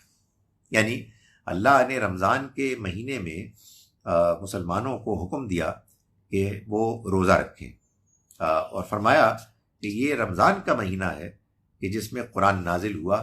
اس لیے اللہ تعالیٰ نے یہ چاہا کہ اس کے بندے اس مہینے میں روزہ رکھیں. یہ قرآن کیا چیز ہے؟ فرمایا یہ ہدایت ہے انسانوں کے لیے، اور ہدایت بھی کنفیوزنگ قسم کی نہیں ہے، ایمبیگوس نہیں ہے، مشکل نہیں ہے کہ آدمی سمجھ نہ سکے. ہدایت بھی بالکل واضح ہے، اور یہ صحیح اور غلط میں واضح فرق کر دینے والی ہدایت ہے. چنانچہ جو کوئی تم میں سے اس مہینے کو پائے تو اسے چاہیے کہ وہ اس کے روزے رکھے، اور اگر تم میں سے کوئی مریض ہو یا سفر کی حالت میں ہو تو اسے چاہیے کہ وہ دوسرے دنوں میں ان کی گنتی پوری کر دے کہ جو روزے اس نے چھوڑے ہیں. یعنی وہ بات جو پہلے تھی کہ تم فدیہ دے کے اس کو چھوڑ دو، یہ اب بیان نہیں کیا، بلکہ یہ کہا کہ گنتی پوری کرو، اور یہ بتایا کہ ایسا کیوں ہے. اللہ چاہتا ہے تمہارے لیے آسانیاں، وہ تمہارے لیے مشکلات نہیں چاہتا. یہ قرآن مجید میں اللہ نے اپنے دین کا اصول بتایا ہے. وہ لوگوں کے لیے مشکلات نہیں پیدا کرنا چاہتا. اس کی شریعت میں کنسیشنز ہیں، آسانیاں ہیں. فرمایا اور یہ اس نے اس لیے کیا کہ تمہیں بعد کے دنوں میں گنتی پوری کرنے کے لیے کہا تاکہ تم پوری گنتی پوری کر سکو، اور روزہ رکھنے کے لیے اس لیے کہا کہ تم اللہ کی بڑائی بیان کرو. علی ما ہداکم، اس بات پر کہ جو اس نے تمہیں ہدایت دی، یعنی اللہ نے قرآن کے ذریعے سے تمہارے اندر ہدایت کی جو ضرورت تھی اس کو پورا کیا، تو اب اللہ تعالیٰ یہ چاہتا ہے کہ تم روزے رکھ کے اس کی بڑائی بیان کرو۔ کیسے؟ ظاہر ہے ہم بھوکے پیاسے ہوتے ہیں، ہماری شکلوں سے لگ رہا ہوتا ہے کہ ہم بھوکے پیاسے ہیں۔ کوئی بندہ کوئی اجنبی آئے کہے کہ بھائی صاحب آپ کو کیا ہوا ہے، تنگ کیوں ہے؟ تو آپ کہیں گے میرے رب کا حکم ہے، میں نہیں کھا سکتا، میں نہیں پی سکتا، یہ میرے رب کا فیصلہ ہے۔ تو یہ اصل میں اللہ کو بڑا بیان کرنا ہے، میرا رب سب سے بڑا ہے، میں بھوک پیاس برداشت کر لوں گا لیکن اس کے حکم کی نافرمانی برداشت نہیں کروں گا۔ تو اللہ تعالیٰ یہ کہہ رہے ہیں کہ یہ میں نے تم کو اس لیے کہا ہے کہ میں نے جو تم کو ہدایت دی، قرآن کی شکل میں جو رہنمائی کی، تم اللہ کی میری بڑائی بیان کرو، اور وَلَعَلَّكُمْ تَشْكُرُونَ، اور اس لیے تمہیں کہا کہ تم روزہ رکھ کے شکر ادا کرو۔ نبی اکرم صلی اللہ علیہ وسلم سے کسی نے پوچھا آپ منڈے کو باقاعدگی سے روزہ رکھتے تھے، آپ منڈے کو روزہ کیوں رکھتے ہیں؟ آپ نے فرمایا کہ میں منڈے کو روزہ کیوں نہ رکھوں، میں منڈے کو پیدا ہوا تھا۔ سو آپ بالکل پرائیویٹ لیول پر، پرسنل لیول پر اللہ کے ساتھ ایک ریلیشن شپ رکھتے تھے، آپ نے اس کو بالکل اناؤنس نہیں کیا، کسی کے پوچھنے پہ آپ نے یہ جواب دیا اور یہ بتایا کہ یہ میں اللہ کا شکر ادا کرنا چاہتا ہوں، اور اس کی شکر گزاری کے لیے، یہ میں اپنے الفاظ میں پیرافریز کر رہا ہوں، میں اس کی شکر گزاری کے لیے میں ویکلی اپنی برتھ ڈے مناتا ہوں، اور میں اللہ کی اس مہربانی پر، اس کی عنایت پر میں اپنے جذبات کا اظہار کرتا ہوں۔ اور ظاہر ہے کہ اس میں ایک پہلو وہ بھی ہے کہ جو ہم جانتے ہیں کہ ہر روز ہم روزہ رکھنے کے بعد جب افطاری کرتے ہیں تو ہمیں یہ احساس ہوتا ہے کہ واقعی اللہ نے جو ہم کو نعمتیں دی ہیں وہ بے پناہ ہیں۔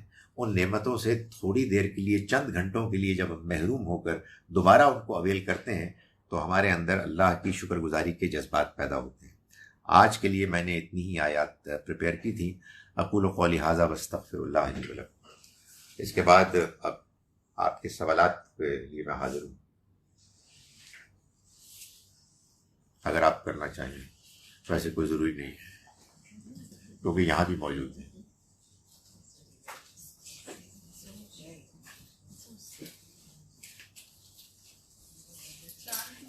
وعلیکم السلام۔ سر ایک مسئلہ ہے کہ یہاں پہ جب ہم آتے ہیں تو ڈرائیور کہتے ہیں مجھے تراویح چھوڑ دوں، اس طرح سمجھایا جائے کہ وہ نفلی عبادت ہے۔ آپ جب یہاں آتے ہیں تو ڈرائیور حضرات کہتے ہیں کہ ان کو تراویح نہیں چھوڑنی، انہیں کیسے سمجھایا جائے کہ یہ نفلی عبادت ہے؟ ہم نہیں سمجھا سکتے، تشریف دیکھیں، ایک بات کو اچھی طرح سے جان لیں کہ آپ دین اس کو بتا سکتے ہیں، اور دین کا کوئی بھی حکم کسی ایسے شخص کو بتا سکتے ہیں کہ جو اس کو جاننا چاہتا ہے۔ جو نہیں جاننا چاہتا اس کو بتانا ممکن نہیں۔ جو لوگ سننا نہیں چاہتے ان کی بھی بہت سی کیٹیگریز ہوتی ہیں۔ بعض کا نہ سننے کا فیصلہ تو مجرمانہ ایک فیصلہ ہوتا ہے کہ وہ اس کو ریجیکٹ کرتے ہیں، وہ کہتے ہیں میں دین کو کوئی اہمیت نہیں دیتا۔ بعض لوگ ہوتے ہیں بیچارے کہ ان کے بس کی بات نہیں۔ دیکھیں نا، یہ ایک حقیقت ہے نا کہ سارے ماحول میں ہر طرف تراویح کی نماز ہو رہی ہے، تو اگر اس کے نتیجے میں کچھ لوگ یہ کنکلوڈ کریں کہ یہ دین میں بڑی اہم نماز ہے، اس کو چھوڑ دیا تو ایک بہت بڑی محرومی ہوگی، تو آنیسٹلی میں تو کسی ایسے شخص کو بالکل سمجھا نہیں سکتا۔ میرا آپ کو مشورہ یہ ہے کہ آپ ان کے ساتھ کوئی ایسا کمپرومائز کریں جس میں وہ تراویح پڑھیں اور آپ بھی کلاس میں دیں۔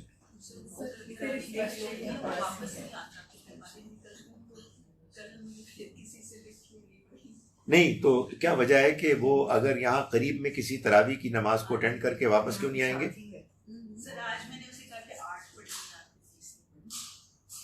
اچھا، وہ مذاکرات جاری رکھیں، میرا خیال ہے ہم آپ کے لیے دعا کرتے ہیں اور آپ اپنی کوششیں جاری رکھیں۔ اللہ سے امید ہے کہ یہ، میں آپ کو یہ بتاؤں کہ یہ بھی ایک بڑا ایک اہم فینومینن ہے، یہ جو ہے نا ڈائلیکٹیکل پروسیس۔ لوگ ہوتے ہیں اپنے اپنے نقطہ نظر پر اڑے ہوئے، ہمیں اس کا احساس نہیں ہوتا کہ جب ہم ایک دوسرے سے بات چیت کرتے ہیں تو ہمارے اندر دھیرے دھیرے غیر محسوس طریقے سے تبدیلی آ رہی ہوتی ہے۔ کچھ میں آپ کی بات سن کے متاثر ہو رہتا ہوں, کچھ آپ شاید میری بات سن کے تھوڑے سے متاثر ہو رہے ہوتے ہیں. So we kind of change our positions, slightly, bit by bit, کچھ ہم آگے بڑھتے ہیں.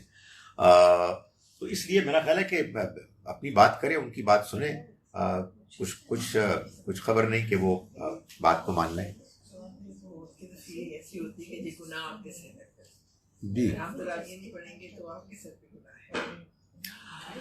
جی وہ دیکھیں, بس ان کو یہ کہنا چاہیے کہ آپ اس کو پڑھیں, کسی ایسی جگہ پہ پڑھیں کہ جہاں پھر آپ کی ان کے ساتھ ایڈجسٹمنٹ ہو سکے, وہ سننے کے لیے تیار ہوں. دیکھیں ہمیں, میں سمجھتا ہوں ہم سب کو اپنے اندر یہ صلاحیت پیدا کرنے کی کوشش کرنی چاہیے کہ جب بھی ہم دین میں خاص طور پر کوئی اختلافی بات کر رہے ہیں تو اتنے ٹھنڈے ہو جائیں کہ کوئی امکان ہی باقی نہ رہے کہ دوسرا آدمی آپ کی بات سن کے خواہ مخواہ جذباتی ہو جائے. آپ کہیں یار دیکھو, تم اپنی بات پر قائم رہو, یہ تمہارا رائٹ ہے, میں صرف تمہیں اپنی بات کمیونیکیٹ کر رہا ہوں. I don't want to influence you, میں تمہیں بدلنا نہیں چاہ رہا. I just want to inform you کہ میری اطلاع کے مطابق بات کچھ یوں ہے. اگر اس نے اپنے کانوں کے اندر اس کو داخل کرنے کی اجازت دی تو آپ یقین جانیں کہ وہ بات پہنچ گئی. اب ہو سکتا ہے کہ کسی موقع پر وہ اس کو تنگ کرے, انفلوئنس کرے, یہی ہمارا بھی معاملہ ہوتا ہے. سو یہ خدا تعالیٰ اس کو بہت کنڈیم کرتے ہیں, اس ایٹیچیوڈ کو, کہ آپ کے سامنے کوئی بندہ کوئی نئی بات پیش کرے اور آپ کہیں میں نہیں سننی. یہ تو ضد ہے, ہٹ دھرمی ہے. سو نرمی کے ساتھ بات بتائیں. کیا خبر کہ آپ کو ان کی بات زیادہ صحیح لگے اور آپ کہیں نہیں یہ لوگ ہی غلط ہیں اور ان کی کلاس نہیں اٹینڈ کرنی چاہیے. So let's listen to them, اور اپنی بات ان کو ہماری طرف سے جانی چاہیے. اچھا ایک بات جو السلام علیکم, بہت دیر سے آپ کو اور لوگوں نے بھی پوچھی ہوگی کہ یہ جو جنت کا ہے کہ یہ حوریں ہوں گی اور یہ سب یہ سمبولک ہے یا کہ یہ واقعی ایسے ہوگا؟ دیکھیں قرآن مجید نے ہم کو یہ بتایا ہے, اور اب ہم انشاءاللہ کل نہیں پرسوں پڑھیں گے سورہ آل عمران. اس کی آیت نمبر 7 میں اللہ تعالیٰ نے یہ بتایا ہے کہ اللہ کے کلام میں 2 طرح کی آیات.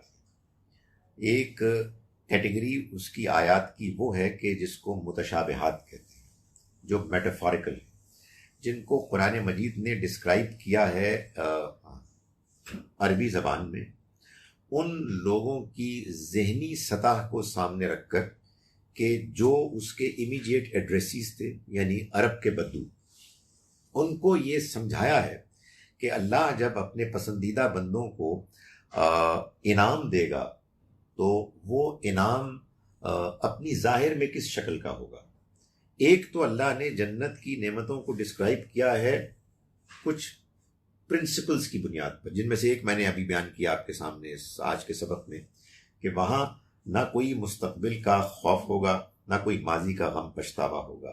اسی طرح کی اور بہت سی باتیں اللہ تعالیٰ نے بیان فرمائی کہ وہ اللہ سے راضی ہو جائیں گے, اللہ ان سے راضی ہوگا, ان کے لیے وہاں سے ہٹنے کے لیے کوئی انکلینیشن نہیں ہوگی, انہیں ملے گا وہ سب کچھ جو وہ مانگیں گے. ہمارے پاس اس کے علاوہ بھی ہے, ان کو وہاں اپنے والدین, اپنی اولاد, اپنی بیوی, شوہر جو ایمان اور نیک عمل کے ساتھ کامیاب ہوں گے وہ سب ساتھ ایک زندگی گزاریں گے, اور بہت سی باتیں.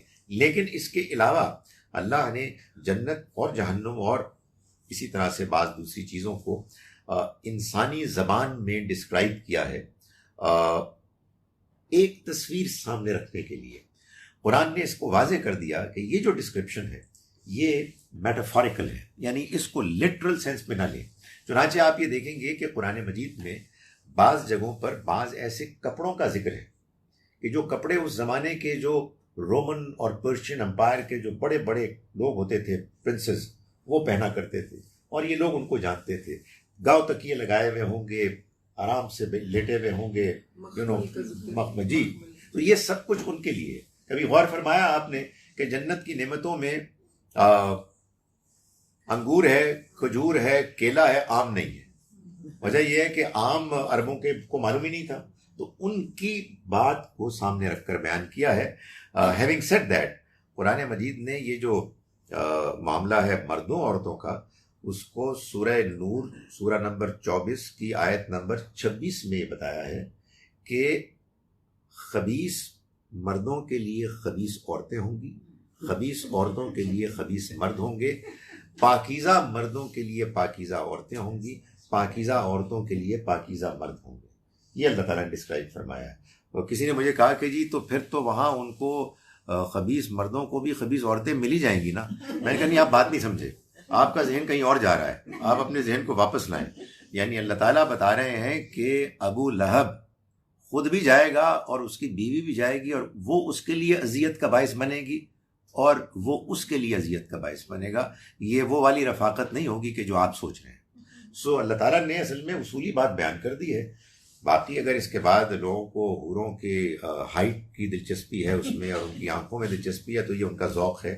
اللہ نے اس سے ڈسکریج کیا ہے. ہاں، اللہ نے اس سے ڈسکریج کیا ہے کہ جو بات میں بتا رہا ہوں میٹافوریکلی، اس کی حقیقت کو جاننے کی کوشش مت کرو، اس لیے کہ ان کی حقیقت ریالٹی کو اللہ کے علاوہ کوئی نہیں جان سکتا. اور جو پڑھے لکھے سمجھدار لوگ ہیں وہ یہ کہتے ہیں ہمیں بات سمجھ میں آ گئی، اس سے زیادہ ہم کچھ نہیں جاننا چاہتے، اس لیے کہ انہیں معلوم ہے کہ اللہ نے اگر ان باتوں کو ڈسکرائب کیا ہے تو اس کی ایک خاص وجہ ہے.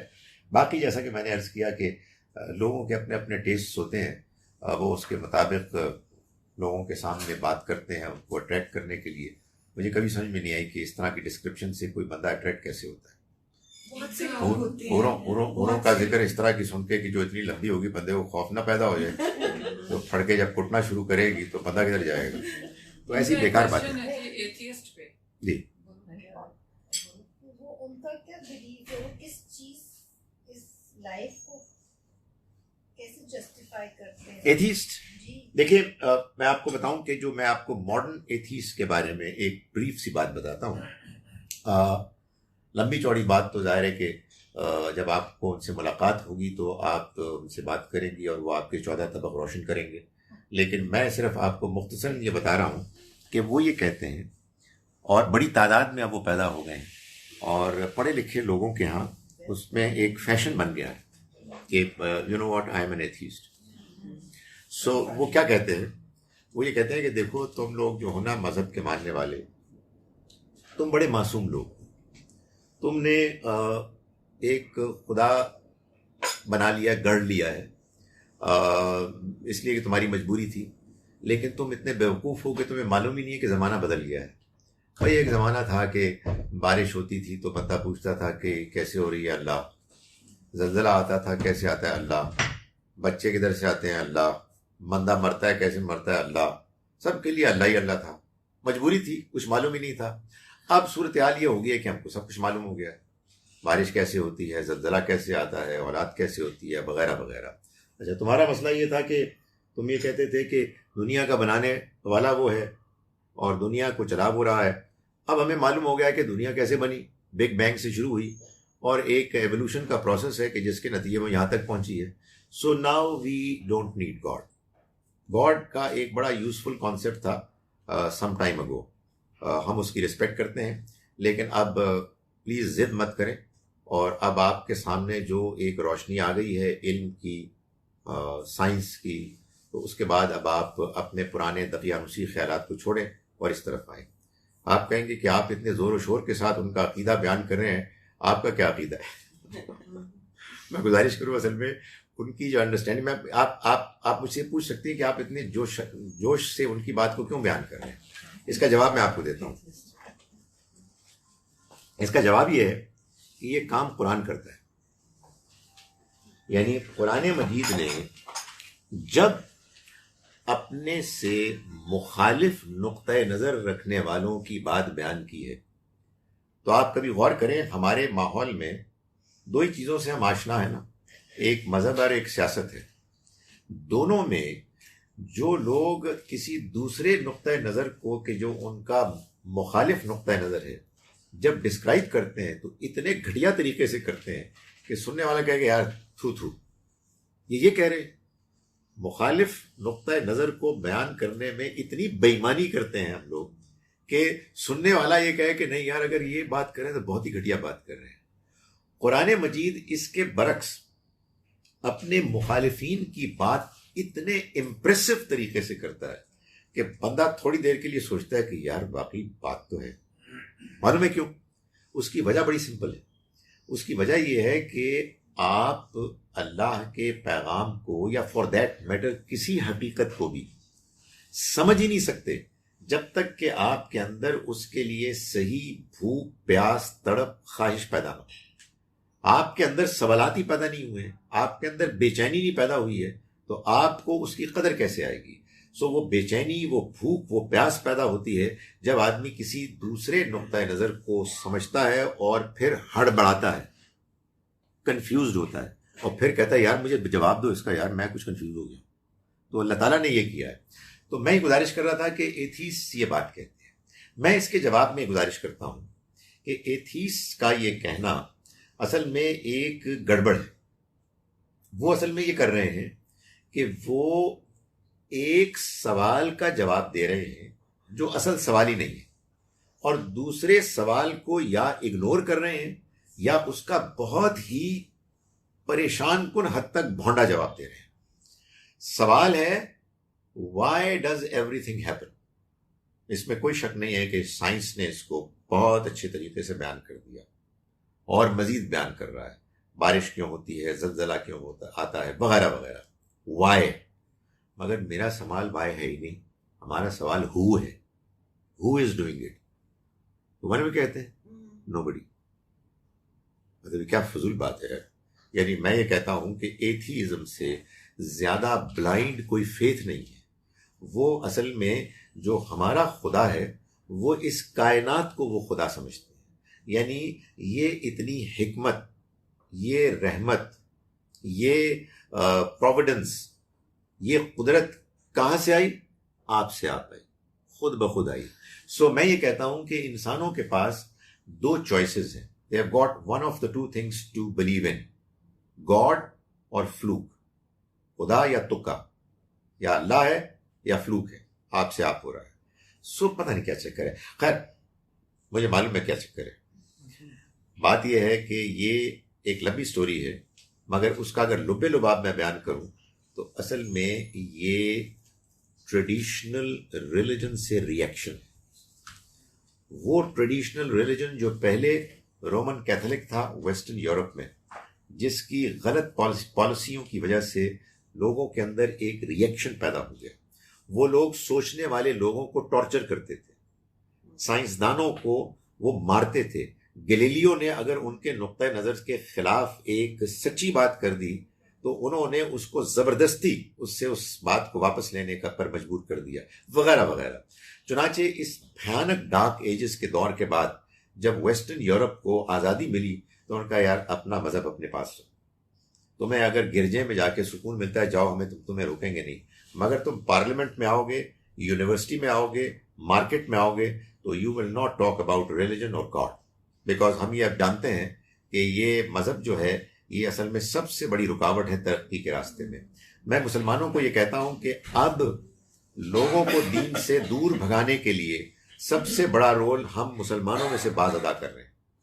وہ تو تھے عقل کے خلاف، ہم انسانی جان کے خلاف بندے مار دیتے ہیں خدا کے نام پر. یعنی ایک لندن کی اسٹریٹ میں ایک بندہ چل رہا ہے، اس کو مار دیا گیا، لوگ دائیں بائیں دیکھ رہے ہیں، اور اس کے بعد معلوم ہے کیا ہوا؟ آواز آئی اللہ اکبر. مائی گڈنس، یہ اللہ اکبر کا کیا ایڈورٹیزمنٹ ہے کہ ایک بندے کو آپ نے جو چل رہا تھا، گھر سے آیا تھا کسی شاپ میں جانے کے لیے وٹ ایور، اور دو بندے آ کے قتل کرتے ہیں، اور پھر آواز آتی ہے اللہ اکبر. میں یہ کہتا ہوں کہ یہ جو مذہبی لوگوں کا غلط رویہ ہے یہ اصل میں انسٹرومنٹل ہوتا ہے لوگوں کے لیے دین سے دوری کا. جب وہ دین سے دور ہوتے ہیں تو آپ امیجن نہیں کر سکتے. یعنی اگر نوجوان نسل میں یہ ٹینڈنسی پیدا ہو گئی تو ظاہر ہے لیٹس فیس اٹ، دین کیا کہتا ہے کہ بھائی بات یہ ہے کہ دنیا کو ضرور اختیار کرو مگر موت آنے والی ہے، ایک اور زندگی ہے، اللہ کی اسکیم کو سمجھو. تو اس میں کچھ ڈسپلن اپنے اندر پیدا کرنا پڑتا ہے. وہ نہیں پیدا کرنا چاہتے، کہتا ہے یار چھوڑو پرے، یہ بات کیسے صحیح ہو سکتی ہے؟ وہ آئیڈیالوجی صحیح کیسے ہو سکتی ہے کہ جو بندوں کو بندوں سے مروائے اور ایک دوسرے کے خلاف کرے؟ what I'm trying to say is کہ ہمارے لیے یہ ایبسلیوٹلی امپیریٹو ہے کہ ہم اللہ کے دین کو جیسا کہ وہ ہے سمجھیں اور اس کو سمجھ کے ہم اسی کو بیان کریں، اسی کو پریکٹس کریں. اس لیے کہ وہ ریلیجن کہ جو ان آئیڈیاز پر مبنی ہے کہ جو آئیڈیاز نہ سمجھ میں آ سکتے ہیں اور نہ ہی ان پر اگر آپ عمل کریں تو کوئی شخص امپریس ہو سکتا ہے. اگر آپ انسسٹ کریں گے تو یہی نہیں ہوگا کہ 2-4 لوگ بات نہیں مانیں گے، نسلیں دور ہو جاتی ہیں. سو اصل میں یہ ٹریجڈی ہوئی ہے جس کے نتیجے میں ایتھیزم جیسا ایک فضول نظریہ ہے کہ جو اب لوگوں کے اوپر ایسے غالب آ گیا کہ معلوم ہوتا ہے کہ اس نے آ کے تو ایسی باتیں کر دی کہ جس کے بعد اب مذہب کا نام لینا ہی ایک جی. ایک تو ایتھیسٹ جو ہے اگر وہ ویسے اچھا انسان ہے، غریبوں کی مدد بھی کر رہا ہے، چیریٹی بھی دے رہا ہے، بہت زیادہ حساس دل والا ہے، تو اس کے لیے کیا دوزخ ہی ہے. اور جو اور ریلیجنس کے لوگ ہیں، کرسچنز ہیں، جوز ہیں، بدھسٹ ہیں، جو کہ بہت بہت اچھے انسان ہیں ادروائز، ان کے لیے دیکھیے آپ کا سوال یہ ہے کہ ایتھیسٹ ہے لیکن بہت اچھا انسان ہے، کوئی کرسچن ہے، جو ہے، بہت اچھا انسان ہے، ان کا کیا انجام ہوگا؟ اور وہ نماز روزہ ظاہر نہیں پڑھتے. جواب یہ ہے کہ مجھے نہیں پتا، لیکن یہ سادہ جواب ہے. اللہ تعالیٰ نے یہ بتایا ہے. اصل میں جس وجہ سے آپ کے ذہنوں میں یہ سوال پیدا ہوتا ہے وہ یہ ہے کہ قرآن مجید نے ان لوگوں کو کہ جو مسلمان نہیں ہوئے ان کو کافر قرار دیا، اور جو کافر ہیں ان کے بارے میں یہ بتایا کہ وہ جہنم میں جائیں گے. چنانچہ ہمارے ہاں مذہبی حلقوں میں یہ بات مشہور ہو گئی کہ غیر مسلم جہنم میں جائیں گے. اصل حقیقت یہ ہے کہ جو لوگ اللہ کے دین کا جان بوجھ کر انکار کرتے ہیں وہ کافر ہیں، اور جو کافر ہیں وہ اللہ کے ہاں کامیاب نہیں ہوں گے. کون شخص ہے کہ جو اللہ کے دین کو جان بوجھ کر ریجیکٹ کرتا ہے، اور کون ہے کہ جس کو بات ہی سمجھ میں نہیں آئی؟ کون ہے کہ جو ایک جسٹیفائبل ریزن کی وجہ سے اس سے بیزار ہو گیا؟ یہ فیصلہ اللہ کرے گا اپنی عدالت میں. اللہ کا فیصلہ کبھی غلط نہیں ہو سکتا، اس کے پاس پوری انفارمیشن ہے. جب کبھی اللہ کا کوئی رسول آ جاتا ہے جو اللہ کا پیغام اپنے ماحول میں، معاشرے میں پیش کر دیتے ہیں، ان کے اس پیش کرنے کے نتیجے میں فوراً نہیں مگر کچھ عرصے کے بعد یہ صورتحال ہو جاتی ہے کہ ان کے گرد و پیش میں رہنے والے انسان اس بات کو جان لیتے ہیں کہ یہ حقیقت ہے. جیسا کہ آج ہم نے پڑھا کہ اہل کتاب کے بہت سے لوگ آپ کو ایسے پہچانتے تھے جیسے اپنے بیٹوں کو پہچانتے تھے. تو اس بات کو جان لینے کے بعد اگر کوئی جان بوجھ کر انکار کرتا ہے تو وہ اللہ کے نزدیک کافر ہے. اس میں ایک اور کمپلیکیشن ہے، وہ یہ ہے کہ قرآن سے یہ بات معلوم ہوتی ہے کہ جب اللہ کے رسول آ کر اللہ کا پیغام پیش کرتے ہیں تو بعض لوگ ایمان لے آتے ہیں اور بعض لوگ کافر ہو جاتے ہیں after lapse of a certain period. ایک ڈیڈ لائن ہے، اس کے بعد کی میں بات کر رہا ہوں، ناٹ امیجیٹلی. جو کمپلیکیشن ہے وہ یہ ہے کہ قرآن سے معلوم ہوتا ہے کہ جتنے اچھے لوگ جینوئنلی گڈ ہیومن بینگز وہ ایمان لے آتے ہیں، اور جتنے برے لوگ وہ ایمان سے محروم ہو جاتے ہیں. سو خدا تعالیٰ کے ہاں جو سلیکشن کا پروسیس ہے وہ بیسڈ ہے purely on an individual's performance, moral performance. جب اللہ کے رسول نہیں ہوتے تو دین کون پیش کرتا ہے؟ میرے جیسے لوگ. ہمارے اندر خامیاں ہیں، ہمارے کردار میں خامیاں ہیں، ہماری پریزنٹیشن میں خامیاں ہیں، اوور آل انوائرمنٹ میں کنفیوژنز ہیں. اس لیے میرا بیک ٹو مائی آنسر، مجھے نہیں پتا. یہ خدا فیصلہ کرے گا کہ آیا جس نے نہیں مانا اس نے مجرمانہ رویے کی وجہ سے نہیں مانا یا اسے بات ہی سمجھ میں نہیں آئی. اگر بات سمجھ میں نہیں آئی تو ان لوگوں سے پوچھا جائے گا کہ جن کے پاس بات تھی کہ تمہاری کیا پرابلم تھی، تم نے کیوں یہ رویہ اختیار کیا. یہ میں نے اس سے پوچھا بیکاز دنیا وہ چینل پہ میں گاندھی صاحب کو بہت ریگولرلی سنتی ہوں، تو انہوں نے یہ کہا کہ یہ کہاں آپ نے سنا ہے کہ صرف مسلمان ہی جنت میں جائیں گے. بالکل نہیں، جو اچھا انسان ہے کسی بھی ریلیجن کا ہوگا وہ جنت میں جائے گا. یہ تو قرآن مجید میں بیان ہوا ہے 2 جگہوں پر، سورہ بقرہ کی آیت نمبر 62 میں اور سورہ مائدہ کی آیت نمبر 69 میں۔ چونکہ مجھے قرآن مجید کی کچھ سلیکٹڈ آیات کو پیش کرنا ہے تو میں نے سورہ بقرہ کے بیان میں تو اس کو نہیں لیا، لیکن سورہ مائدہ میں یہ بیان کروں گا کہ اللہ نے نام لے کر مسلمانوں کے علاوہ یہودیوں، نصرانیوں اور سامعین کا ذکر کیا، اور یہ فرمایا کہ ان میں سے جو اللہ کو، آخرت کو مانتا ہے اور نیک عمل کرتا ہے وہ جنت میں جائے گا۔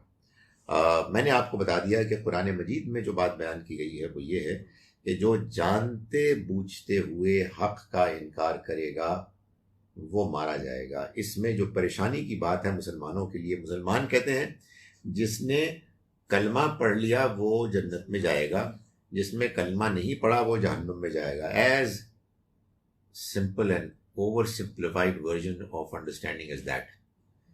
قرآن سے معلوم ہوتا ہے کہ کلمہ ایک زمانے میں سچائی کا ایسا سمبل بن گیا تھا کہ اس کو نہ پڑھنا اصل میں سچائی کا، حق کا انکار تھا۔ اللہ کو، لیکن میں آپ کو سمجھانے کے لیے کہہ رہا ہوں، اللہ کو جو چیز مطلوب ہے وہ یہ ہے کہ آپ حق کو مانیں، سچائی کو مانیں۔ سب سے بڑی سچائی یہ ہے کہ اس کائنات کا ایک خدا ہے جس نے اس کو بنایا، جو اس کو چلا رہا ہے۔ جب اللہ کے پیغمبر آ جاتے تو ان کے آنے کے بعد ان کی پریزنٹیشن اتنی خوبی کی ہوتی کہ اس کے بعد ان کا اللہ کی جانب سے آنا یہ ایک بڑی سچائی بن جاتا، اور اس کا انکار اصل میں ایک بڑی سچائی کا انکار ہوتا۔ آپ نے غور کیا، ایک آیت ابھی میں نے پڑھی تھی جس میں اللہ تعالیٰ نے فرمایا کہ الحق من ربک، یہ حق ہے تمہارے رب کی طرف سے، تو تم شک کرنے والوں میں نہ بن جانا۔ جو مجھے پریشانی ہوتی ہے وہ یہ ہوتی ہے کہ ہم مسلمانوں نے ایک بڑا اوور سمپلیفائڈ ایک فارمولا بیان کر دیا کہ جس نے کلمہ پڑھا وہ جنت میں جائے گا۔ قرآن سے معلوم ہوتا ہے کہ جس نے سچائی کو مانا، سچائی کو فالو کیا، وہ جنت میں جائے گا۔ یہ بات کہ قرآن سچ ہے، اللہ کے پیغمبر سچے ہیں، یہ بات جہاں جہاں واضح ہو گئی ہے وہاں وہاں ان کو ماننا ضروری ہے۔ جہاں واضح نہیں ہوئی ہے وہاں کیا ہوگا اللہ بہتر جانتا ہے، لیکن اصولی بات یہی ہے، خدا ایبسلوٹلی فیئر ہے۔ وہ یہ کہتا ہے کہ میں بندوں کے ساتھ رتی برابر بھی زیادتی نہیں کروں۔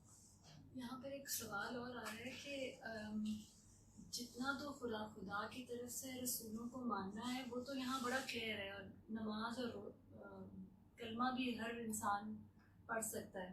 یہاں ایشو مسلمانوں کا یہ ہے کہ الٹریسی بہت ہے، اس لیے ان کو پتہ ہی نہیں چلتا کہ ایکچوئل ہمارا قرآن کیا کہہ رہا ہے۔ Why was this Quran so difficult to read and difficult to understand till now? Even our children, when they are reading Quran, they don't understand. And they don't want to understand because, when you say it's a very clear book, it means it should be a clear book and it's not. Even ہمیں سمجھ نہیں آتی، اور ہم آتے ہیں یہاں پر ایک کنفیوژن میں، ہم تو 3 دفعہ، میں یہاں تیسری دفعہ یہ سورہ بقرہ سمجھ رہی ہوں۔ Every time I would just understand it in a very different way. And بچے پھر آگے پرسو کرنا نہیں چاہتے قرآن کو، بیکاز ان کو سمجھ بہت سے حصے جہاں مورلز ہیں، جہاں پر ان کی اپنی زندگی ہے، next they are looking for questions and answers and they can't find it. I am totally confused for that because we are at that stage where are kids need lot of guidance, and as we say Quran میں guidance ہے، شاید وہ اتنا زیادہ deeply جانا نہیں چاہتے، اس کو پڑھنا نہیں چاہتے، but there has to be a reason for that. دیکھیں، ہم نے یہ طے کیا تھا کہ ہم ایک ٹائم پہ اس کو ختم کریں گے۔ آپ کے سوال کا میں جواب دے رہا ہوں، ایک سوال یہاں لے کے میں جواب دے رہا ہوں، اس کے بعد پھر ہم نماز پڑھ لیں گے۔ چلو، ایک نہیں تو ہمیں رکنا ہے۔ قرآن کہتا ہے قرآن واضح ہے۔ قرآن واضح کہاں ہے؟ واضح ہوتا تو ہمیں سمجھ میں آتا۔ بچے کہتے ہیں کہ قرآن سمجھ میں نہیں آتا، ان کی دلچسپی نہیں ہے، وغیرہ وغیرہ۔ دیکھیں، قرآن مجید یہ کہتا ہے کہ وہ واضح ہے۔ اس کا مطلب کیا ہے؟ اس کے 2 مطلب میں سمجھتا ہوں۔ ایک مطلب یہ ہے، ایک تو واضح مطلب ہے، اور وہ مطلب یہ ہے کہ قرآن مجید نے اپنے پیغام کو جس زمانے اور جس ماحول میں پیش کیا، ان لوگوں کے لیے قرآن واز ایبسلیوٹلی کلیئر۔ یہ ہر زبان کے ساتھ ہوتا ہے کہ 50-60 سال کے بعد وہ زبان بدل جاتی ہے، الفاظ بدل جاتے ہیں، نئے الفاظ آ جاتے ہیں. تو یہ اب نئے دور کے لوگوں کے لیے ہوتا ہے کہ وہ اب اسی زبان کو اس اسلوب، ان الفاظ، محاوروں میں بیان کریں کہ جو نئی نسل سمجھتی ہے، ورنہ ان کے سروں کے اوپر سے گزر جائے گی. ابھی کچھ عرصے پہلے میں اپنے ایک جاننے والے اپنے انکل کے پاس گیا جو لندن میں پچھلے 45 سال سے رہ رہے ہیں. تو انہوں نے کہا کہ خالد تم جاڑے میں آیا کرو. میں نے کہا انکل یہ جاڑا میں نے پتہ نہیں 25 سال کے بعد سنا ہے، ہمارے یہاں تو جاڑا ہوتا ہی نہیں. سو یو نو وہ زبان بدلتی رہتی ہے. سو یہ ذمہ داری تھی ان کی کہ جن کو اس قرآن کو آگے منتقل کرنا تھا. ہمارے ساتھ تو یہ بھی ہوا ہے کہ ہماری زبان یہ نہیں ہے. یہ عربوں کے لیے بھی اب ظاہر ہے کہ وہ زبان نہیں ہے کہ جو قرآن کی اصل اس کا محاورہ تھا، اس کا انداز گفتگو تھا، اس کا سٹائل تھا. تو ہماری یہ کوتاہی ہے کہ ہم اس کو کنٹمپرری زبان میں کمیونیکیٹ نہیں کر پاتے. میں آنیسٹلی سمجھتا ہوں کہ جب میں اردو بھی بول رہا ہوتا ہوں تو مجھے بار بار خیال آتا ہے کہ نہیں، اس کے لیے کوئی انگریزی کا لفظ ہونا چاہیے تاکہ بات کمیونیکیٹ ہو. ہاں سو یہ کرنا پڑے گا، اس کے بغیر کوئی چارہ نہیں ہے. اس لیے کہ اگر آپ کو پیغام کو آگے بڑھانا ہے تو پھر آپ کو اس کی زبان کو سادہ اور واضح کرنا ہوگا. دوسری بات یہ ہے کہ اگر آپ خود سے قرآن مجید کی زبان سیکھ رہے ہیں، عربی زبان سیکھ رہے ہیں اور اس پر محنت کر رہے ہیں، تو کچھ عرصے کے بعد آپ پر یہ بات کلیئر ہوگی کہ یہ کتاب اپنی بات کو بیان کرنے میں بہت واضح ہے. یعنی ایک ہے ہماری اس سے دوری because of the language barrier, وہ تو اب ہے، اس کو ہمیں بہرحال دور کرنا ہے عام لوگوں کے لیے، ایسے کہ جو قرآن کو بیان کرتے ہیں وہ اس کو اور سادہ اور سمپلیفائڈ کریں. لیکن جو لوگ اس کو آج بھی سیکھیں گے محنت کر کے، وہ یہ محسوس کریں گے کہ قرآن ایک کلیئر کتاب ہے. سورہ بقرہ آپ تیسری مرتبہ سن رہی ہیں، ہر مرتبہ آپ کے لیے ایک نئی چیز سامنے آتی ہے، بڑی اچھی بات ہے. میرا خیال ہے اس پہ کمپلین نہ کریں، اللہ کا شکر کریں، اس لیے کہ قرآن سے آدمی کی ایک تعلق بنتا ہے اور آدمی کو زیادہ سے زیادہ چیزیں سمجھ میں آتی ہیں. ایک آخری چیز جو میں دیکھ رہا ہوں، why is it said that شکر کا امتحان مور ڈیفیکلٹ دین صبر کا امتحان. ان صبر کا امتحان من از سفرنگ whilst ان شکر من از انجوائنگ گاڈز بلیسنگز. لیکن یہ بات جو بھی کہتا ہے ظاہر ہے اپنی ایک انڈرسٹینڈنگ بیان کرتا ہے. اس بات کو بیان کرنے میں ایک چیز کو مت اگنور کریں کہ یہ بات ہوتی ہے پوری پکچر کے کانٹیکسٹ میں. آپ اس دنیا میں اس وقت جی رہے ہیں، آپ کو صبر کا امتحان مشکل لگ رہا ہے، ابھی آپ آخرت میں نہیں گئے. قرآن حدیث سے یہ معلوم ہوتا ہے کہ آخرت میں جب اللہ انعام اور سزائیں دے دے گا، واضح کر دے گا، اس کے بعد پوچھے گا ان کو کہ جو سزا پا چکے ہوں گے اور بھگت رہے ہوں گے کہ دنیا میں جو تم نے عیاشی کی تمہارا کیا خیر ہوگا، کہ بھاڑ میں جائے کیا ہمارا وقت ضائع ہوا ہے، اے کاش کہ ہم وہ عیاشی نہ کرتے. اور وہ لوگ کہ جو مشکل میں تھے دنیا میں اور انہوں نے صحیح رویہ اختیار کیا اور وہ جنت میں ہوں گے، وہ کہیں گے ہمیں یاد ہی نہیں ہے کہ کوئی مشکلات میں آئی تھی. تو یہ اصل میں بے صبری کہیں یا وٹ ایور کہیں، ہماری اس دنیا میں جو کچھ ہم دیکھتے ہیں اس پر بہت زیادہ زور دینے اور آخرت کی حقیقت کو بالکل اگنور کرنے کے نتیجے میں یہ خیال ہوتا ہے کہ صبر کرنے والوں کا امتحان زیادہ مشکل ہے. کل بھی اس طرح کے بڑے مشکل سوالات آئے تھے کہ جو صبر کر رہا ہے وہ بڑی مشکل میں ہے. مشکل تو ہے، لیکن اللہ کی طرف سے یہ جو آخرت کی انڈرسٹینڈنگ ہے، اس کو اگر آپ ایبزارب کر لیں، اس کو انٹرنلائز کر لیں، تو آپ اس نتیجے پہ پہنچیں گے کہ الحمدللہ اللہ کی طرف سے جو امتحان ہے وہ ایبسلیوٹلی فیئر ہے. باقی کل انشاءاللہ. قولوا قولی ھذا واستغفر اللہ.